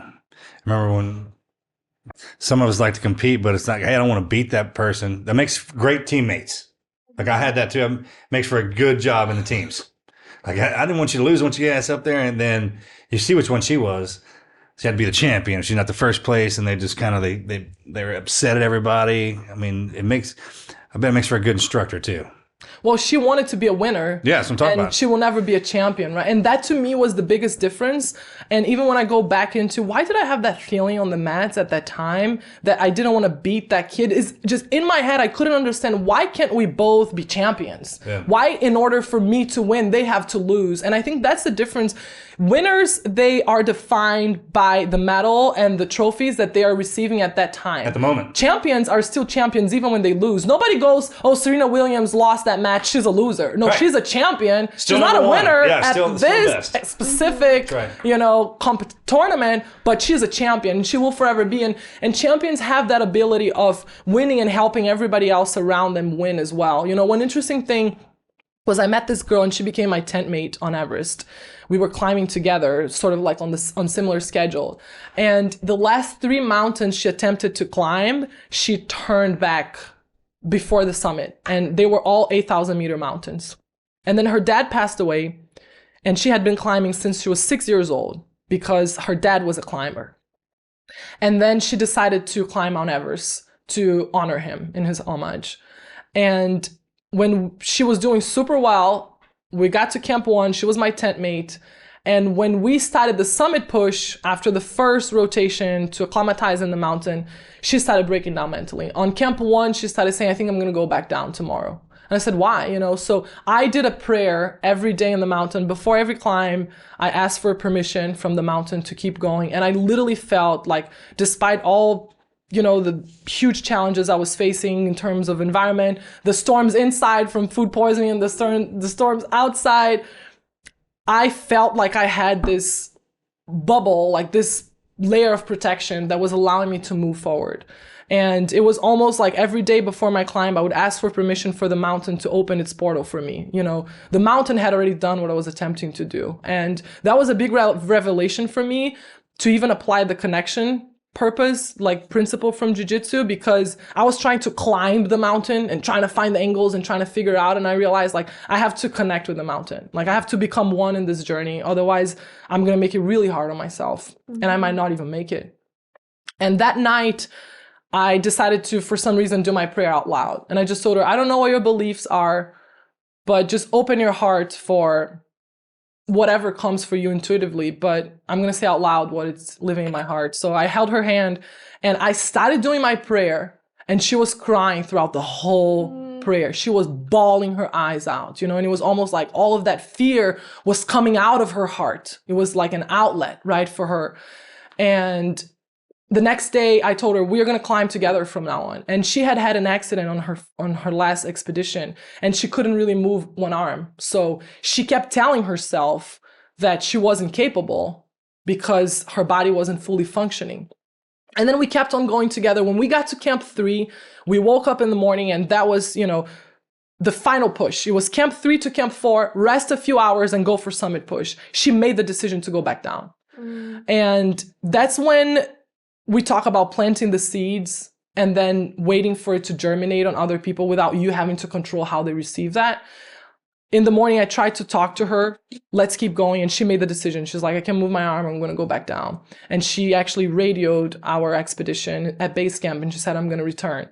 And I had a private conversation with her that I'll keep to ourselves. But I told her some things, and I turned and I had to leave, right? So I started climbing up, and the climb from Camp 3 to Camp 4 means you're climbing this very steep, is one of the steepest parts of the climb. And then you're traversing into what they call the yellow band, which is this massive, rock that you have to climb, and you have to do this traverse on the mountain. And right when I got to the top, before I went to traverse, her name was Kirsten, when I was about to traverse, my Sherpa, because he saw how upset I was that she wasn't going to come, and she could do it. Like she had the heart of a champion. She just had to believe in herself. And I told her before I left, I believe in you even though you don't believe in yourself. If you want to do this, you're going to find me there, and I'm going to be waiting for you. And I left, and I didn't know if she was going to change her mind or not. But before I went on the traverse, my Sherpa started screaming, look, Cess, Carson decided to come. And I looked down, and she was like climbing up, and we summited. I have goosebumps. Oh, we summited on the same day. Good job. It was incredible. Awesome. It was incredible. So it's the power of like, sometimes just the way we live our lives, even if we think it's not having any impact, it's like, just go. Like your example, you might be inspiring people. You don't even realize how much you're doing for them. Oh yeah. That's why you were there. It wasn't for you to climb that thing. Yeah. It's for you to, so she could. It's because you become a great teacher from it. Like a teacher has blossomed in you from this. But it's almost like, what's the joy of winning alone? It's like when the teacher's ready, the student will appear. Well, and to climb a mountain, every day I would go into class to train. The man who taught me, he had this sign right above it. When you walk in, you have to stare at it. It says to climb a mountain, you have to start at the bottom, and it's 1 foot over the other. So I mean. Good job. I come from a very close family as well. If I were to do that and call them on my way back and say, hey, I made it, I don't know if they would be happy or super pissed. What was your family's response? I feel like it's one of those phone calls you can't be prepared to have an emotion for. There'd be two things. There'd be a lot of things slamming in there at one time. What did your family say? The difficult thing was, I was on such a short window to prepare for this. I had to be very efficient on where I was going to direct my energy and how much interference I was going to allow in my life on those 7 weeks. I come from a very protective family. Mind if I ask you that? Because it was burning a hole in my head. Which ones really watch out for you? Like, which one of the brothers in the family? In the family? Yeah, the ones that are real protective. Because there's a couple of brothers I'd imagine that will always watch out for the sisters. Yes. So it's like, who would you have to answer to if you got hurt? You're going to get me in such big trouble right now. You don't have to say, if you don't want to say it, I just know that they're there, right? There's a few. Right. Yeah, well, okay. I mean, the ones I speak more often, like on a daily, weekly basis, Hoyce is really close to me. That's we what do I a lot of figured. self-defense training and crazy adventures. And the white belt mentality, I see it in him all the time. I took him, like foiling and doing things that he never tried. I remember I took him to do e-foiling, and he was falling on his face for 30 minutes, and I was like, oh my gosh, I shouldn't have brought him here. And he just didn't give up, and he just kept going and laughing at himself on every fall. And then he figured out, and he was just cruising for an hour. And those moments are so inspiring to me, to see like, this is the biggest champion. Like, I can't even walk with this guy on the streets. And here he is, always willing to learn something new and to be a white belt and not be upset about it. There's no resistance in him. Like, he's so fluid. He's done that for you your whole life? He's been very present. My mom, so here's the thing. My mom lived with him at Helio's house for years when she was young, when she was a teenager. And Helio trained my mom, Royce's dad, to do presentations with him and to spread the word of jiu-jitsu to the women, which is really interesting. It's almost like I'm actually continuing that side of the legacy because it started with my mom. Sure. There's this photo that Pedro Valente has. He's a great family friend, grew up with us and does beautiful work with jiu-jitsu, that he has doing a kick with Helio. And there's only one other photo that is like this that my mom took. And it's my mom doing a high kick with Helio at his house, you know. So she lived with him and he would train her, and they would go to the biggest TV networks at the time and they would do demonstrations. He would take her on stage when they were trying to spread the word, when nobody knew what jiu-jitsu was. And she would go on high heels and skirt like a woman in society. And she would do this jiu-jitsu moves and takedowns and submissions with Helio attacking her, and they weren't rehearsed.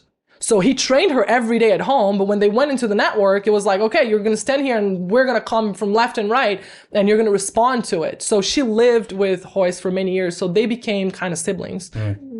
So I grew up, you know, my grandfather passed away when I was 3.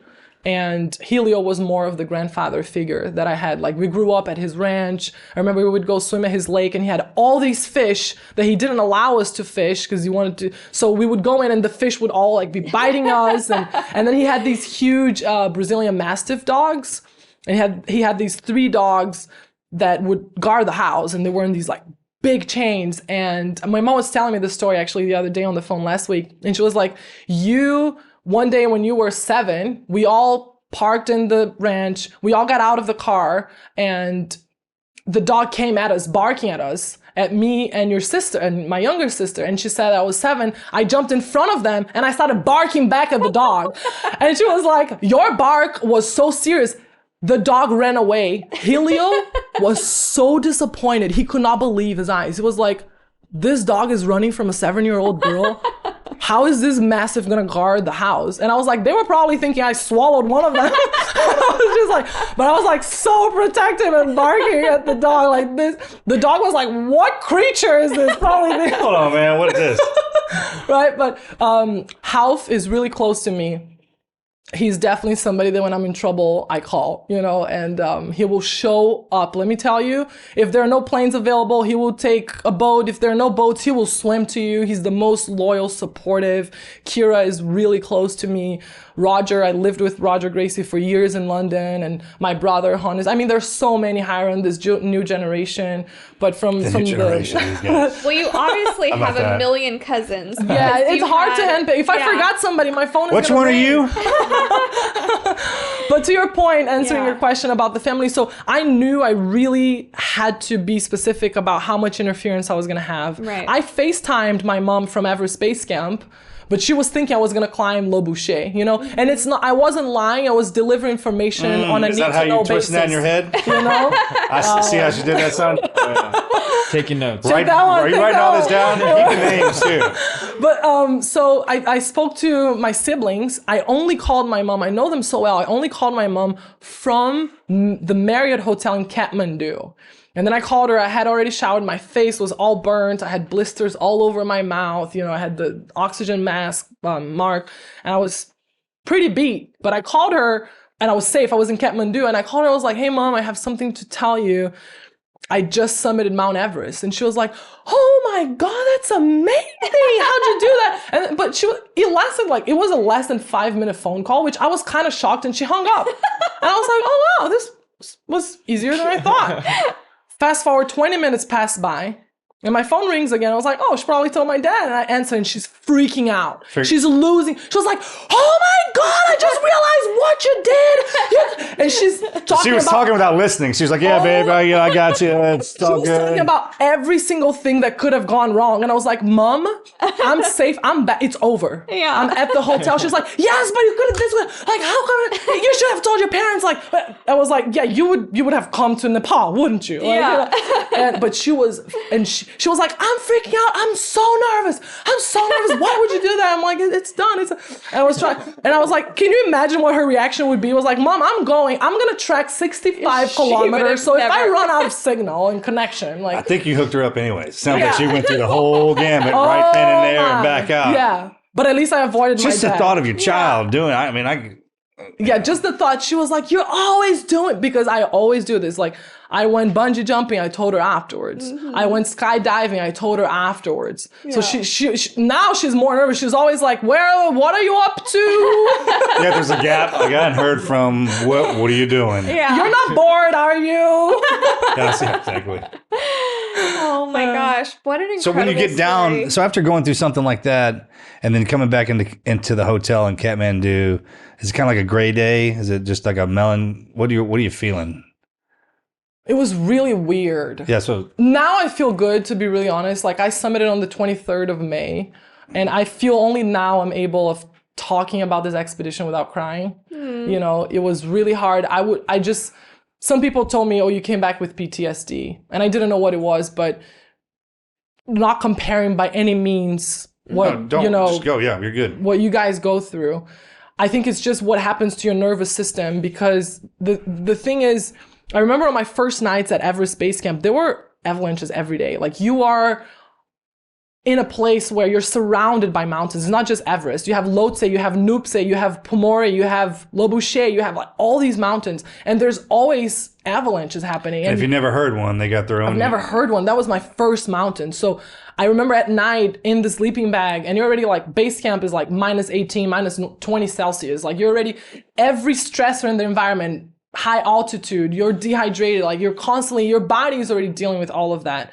Plus, you're sleeping, and then out of the blue, you just hear this noise like, and I would get out of my sleeping bag, get out of my tent, and run outside to like check, is it coming at me? Because you don't know, like, what do I do? Do I run?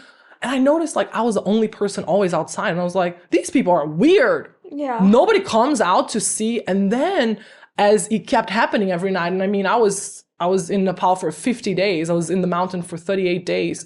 You know, I started realizing, oh, they would rather not know, because there's nothing we can do. So nobody comes outside to see, is this avalanche coming my way? Well, hopefully not, but why would I leave anyways? So it was interesting that as time went by, I became that person that would hear a rock fall, that would hear an avalanche and wouldn't leave. But that has an effect in you. Mm-hmm. And the other situations that I went in the mountain, when I was caught, first avalanche coming back down between Camp 2 and Camp 1, then the avalanche going up between base camp and Camp 1, the crevasse, all the things that happen, and then seeing the bodies. It's just, your nervous system is already always on alert, because you never come out even when you're sleeping. Never, right? Like, an avalanche can strike at any moment, and even though you're sleeping, like, somehow your senses are so heightened. On like guard. You can hear things happening so far, but you're constantly detecting things because you're in survival mode. It's just like being in war. Yeah. That's what they told me. It was like your nervous system was heightened for so long. Sleep and just come straight up and just without. You got to be ready. Yeah, that's what that is, and that in itself is a PT. That's what that is. Yeah. That's, if you want to get that hammered in there and know what that's like. That's what that was. So I came back with just random emotion. I would start crying out of the blue, and then I would get really sleepy, and I would sleep for 3 days in a row without knowing why I was so tired. And then I lost 22 pounds on this expedition. Great diet. Like, best thing ever. Best ever. You know? And I was eating a lot, but my body was so weak. My body was so depleted. So I think it's the combination of your body being depleted, your nervous system being completely exhausted, and then you trying to process everything you went through and trying to understand who are you now on the other side, because you're never the same person. Yeah. It's like walking into the gym and working out that entire time, and as soon as you come back down is when you start to feel it. And I mean, every step, every breath, every ounce of pain and pressure, you don't feel it up there. Mm-hmm. It's when you come back down.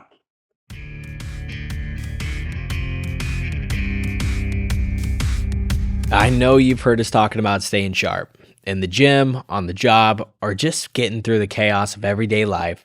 But honestly, there's one thing that's made such a big difference for me lately, and it's hydration. And I've been using Drip Drop nonstop through that.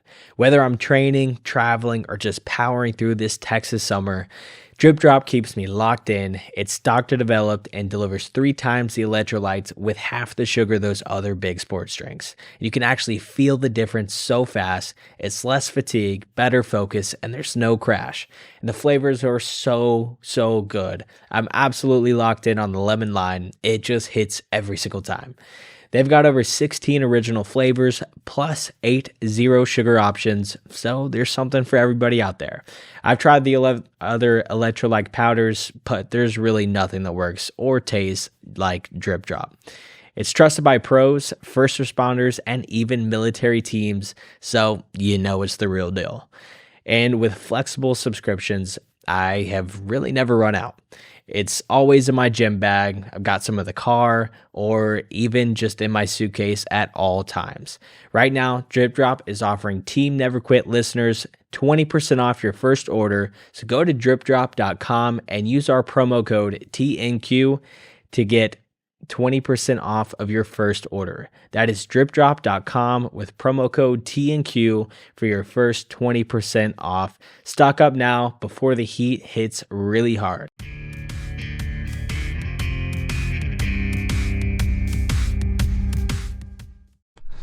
And you can't, because if you allow yourself to you'll feel... die. Yeah, you'll die.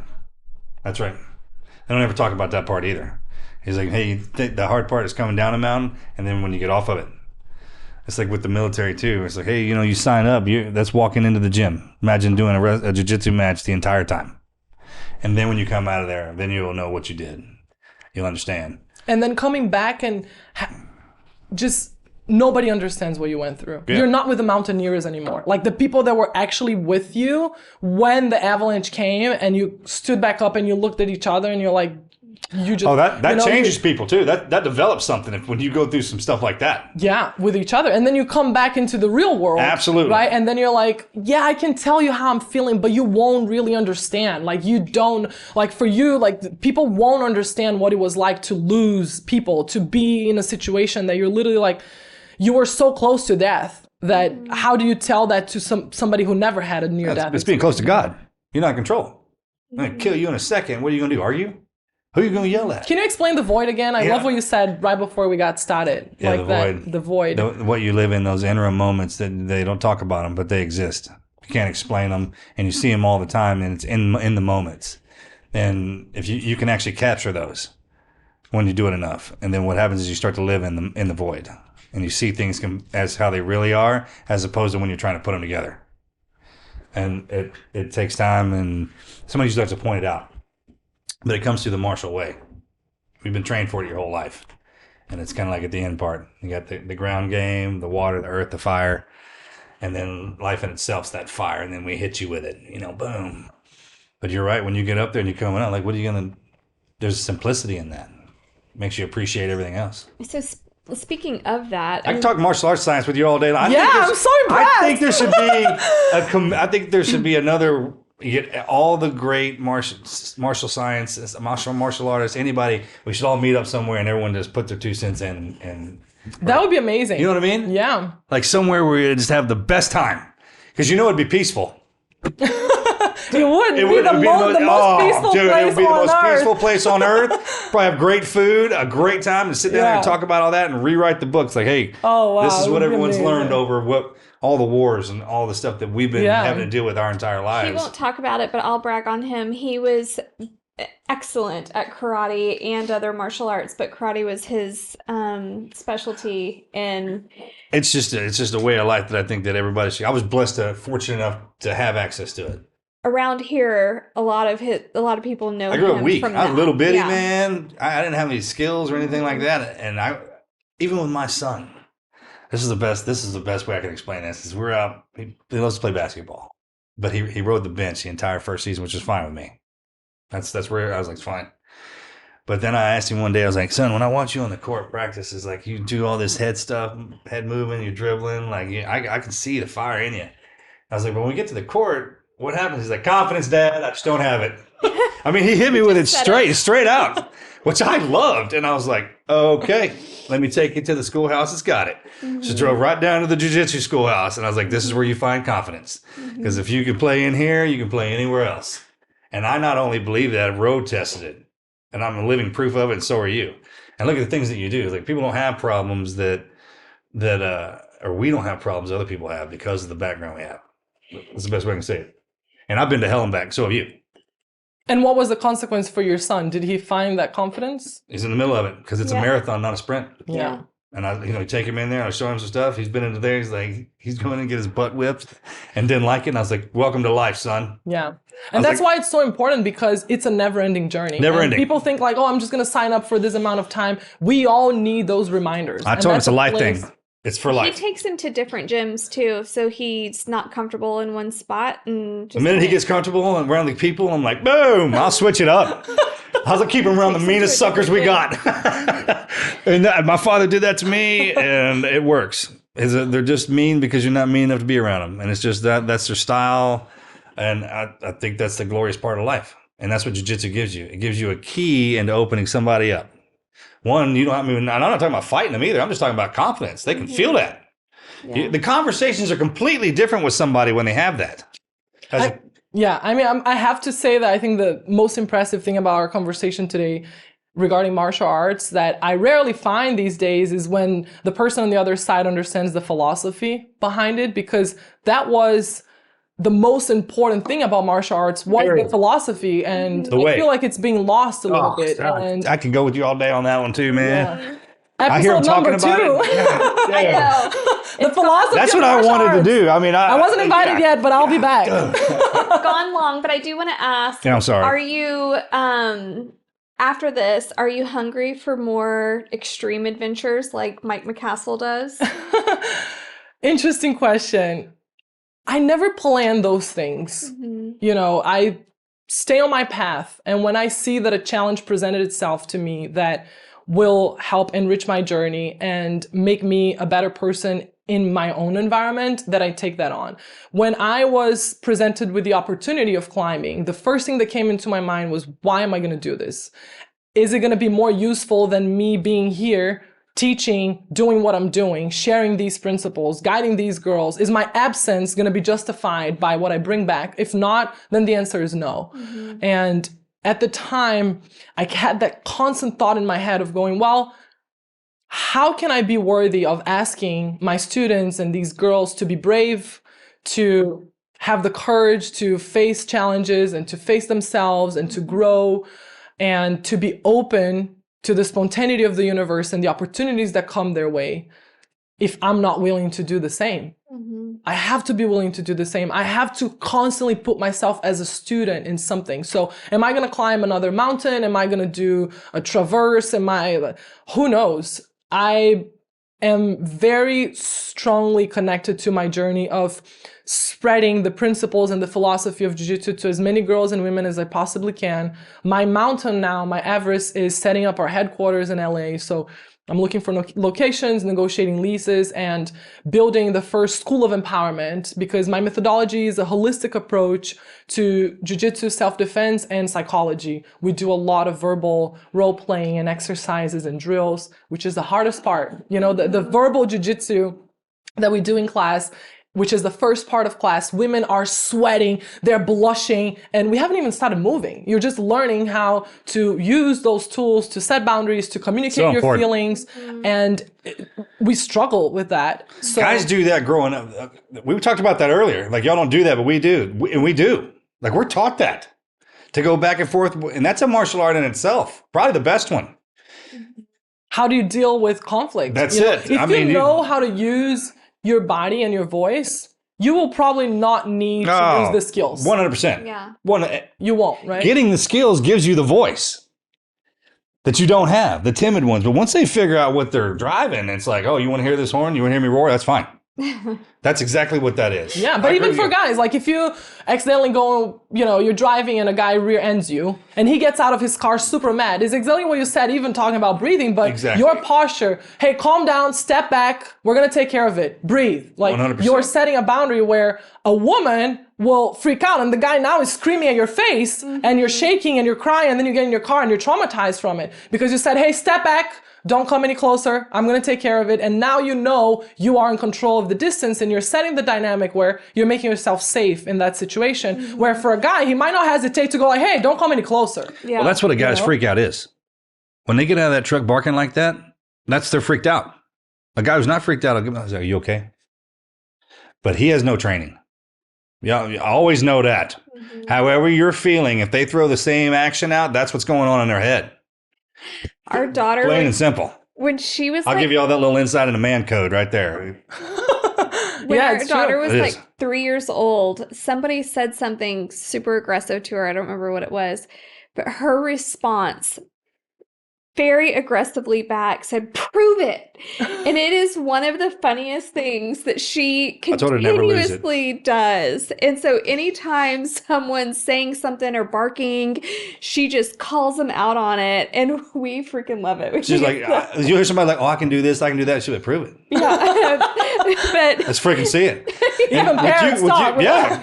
And those Everest climbs and everything that you do, those set the examples of what you've trained. Yeah, you're It's proving like, it. You're Yeah. proving what you're talking about. A lot of teachers don't have that. They're like, hey, I see all this stuff you got written down for me to look at, but what does it do for you? And Everest is a qual. I mean, a big one. And people who go through some things that have difficulty, they know how difficult other things are. It's a lot of suffering. Wow. I'll tell you that there's a lot of joy and glory, but there's a lot of suffering behind, which is a part of life. It's we can't live in this unrealistic ideal of utopia, thinking like, and that's part of the anxiety and depression is, especially this young generation, not knowing how to deal with their emotions. Yeah. That's why, you're on the mats, that's normal. Yeah. Suffering is normal. Yeah. Knowing how to pull yourself out of that suffering yeah. is what matters. It's easy to enjoy you can the really sun, suffer. but Yeah. it's a lot of suffering. And so many people are like, oh, Everest, you pay and they take you there. And I'm like, all these comments came from people that had never climbed an 8,000 meter mountain. If you've been in the death zone, Changes everybody everything. is struggling. You can hear it when they talk to you. They're like, I know that comment, they didn't make it. Yeah. This one, you did. No, and you always click and you're like, let me see how many 8,000 meters they have climbed. And it's like 0, but You can't listen to those comments. There's always going to be naysayers in life, and We've been talking about the motto around here now is a little suffering goes a long way. yeah, There's a lot of truth in that. absolutely. I do want to finish up with what you're doing now. So you've got the school, you're trying to build this big empowerment center, and you're going around and actually doing empowerment retreat type things, right? Does it have to be LA? I mean, why not? Yeah. Why not Texas? Why not Texas? Find me an incredible location here, undeniable. And I'm about to show it to I'm you right open. after we get done here. Okay, I'm open to it. Yeah, that would be awesome. So are you planning on spreading that outside of LA? Or are you wanting to franchise out, or? So I'm setting up the headquarters in LA of this program for girls and women. And we'll see what happens. We'll cross that bridge when we get there. If I'll license the methodology, if I'll franchise it. The reality is, I want to make it as easy as possible for people to have access to this methodology. So there are different ways that I apply that. One is in my school, in the ongoing programs that I have, that I currently lease a space, but I'm building our headquarters, so it's our home, and girls and women from all over the world, they know where they can go and actually see and experience a place that was built for us, And then in parallel with that, I do a lot of corporate training where I use the principles of jiu-jitsu applied to everyday life. And that's tailored according to each company.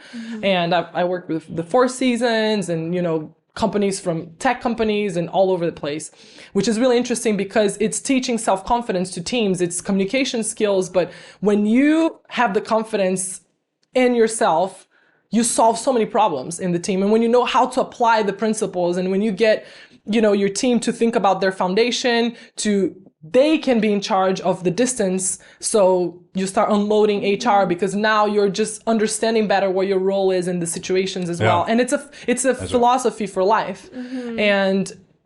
And then I do similar retreats for women where I travel, I've traveled to 5 continents teaching them.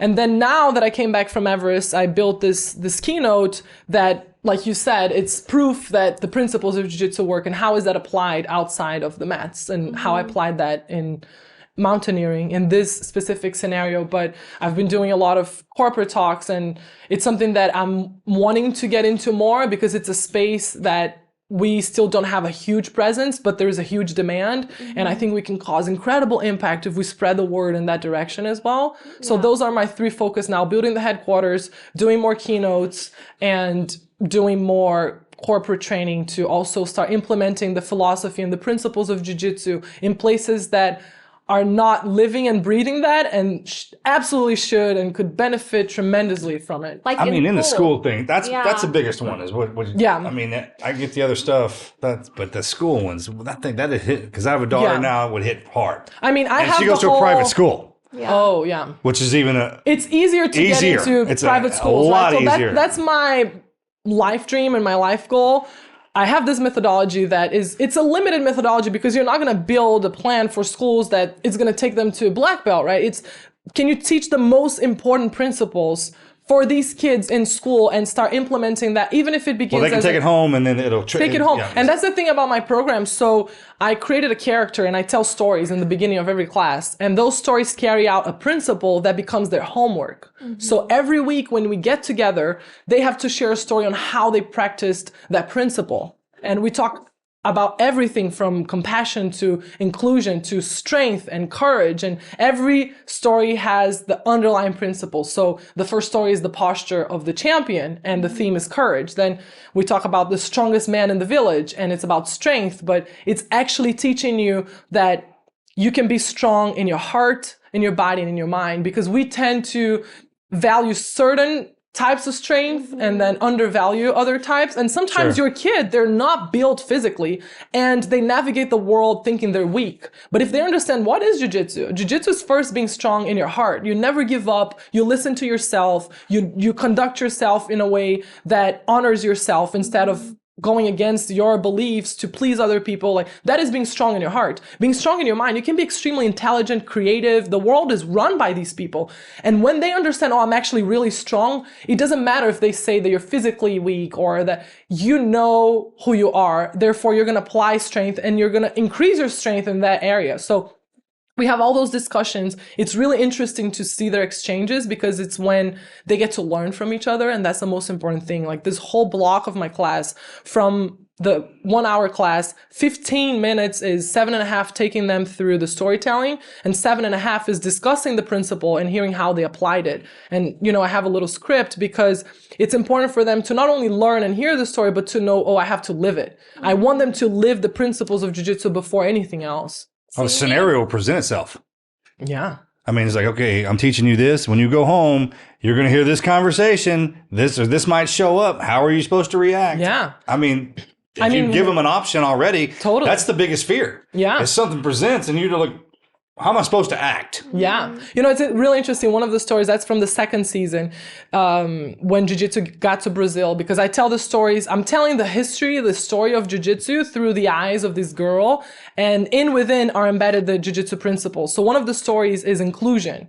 And we go through the script and I tell the story about inclusion. This girl looked different. She didn't have a leg, therefore she didn't train Jiu-Jitsu, and they end up including her in the training. It transforms her life because we realize that we value the things that we do have instead of focusing on what we don't have. That is the underlying theme. So then when we talk about inclusion, we go through the script and we are in a circle. So in this moment, we're all equals, we can all see each other, and they get to learn from each other, and they're practicing public speaking. And I always, when they talk really low, voice of the champion, the superpower coming from your belly, project your voice. So they're learning a skill from psychology, from projecting their voice, that is the biggest fear in the world, is public speaking, And when we go through that, so first I ask them, so what does inclusion mean? And then they all say what inclusion means. What is the opposite of inclusion? Oh, excluding, not letting people join your group.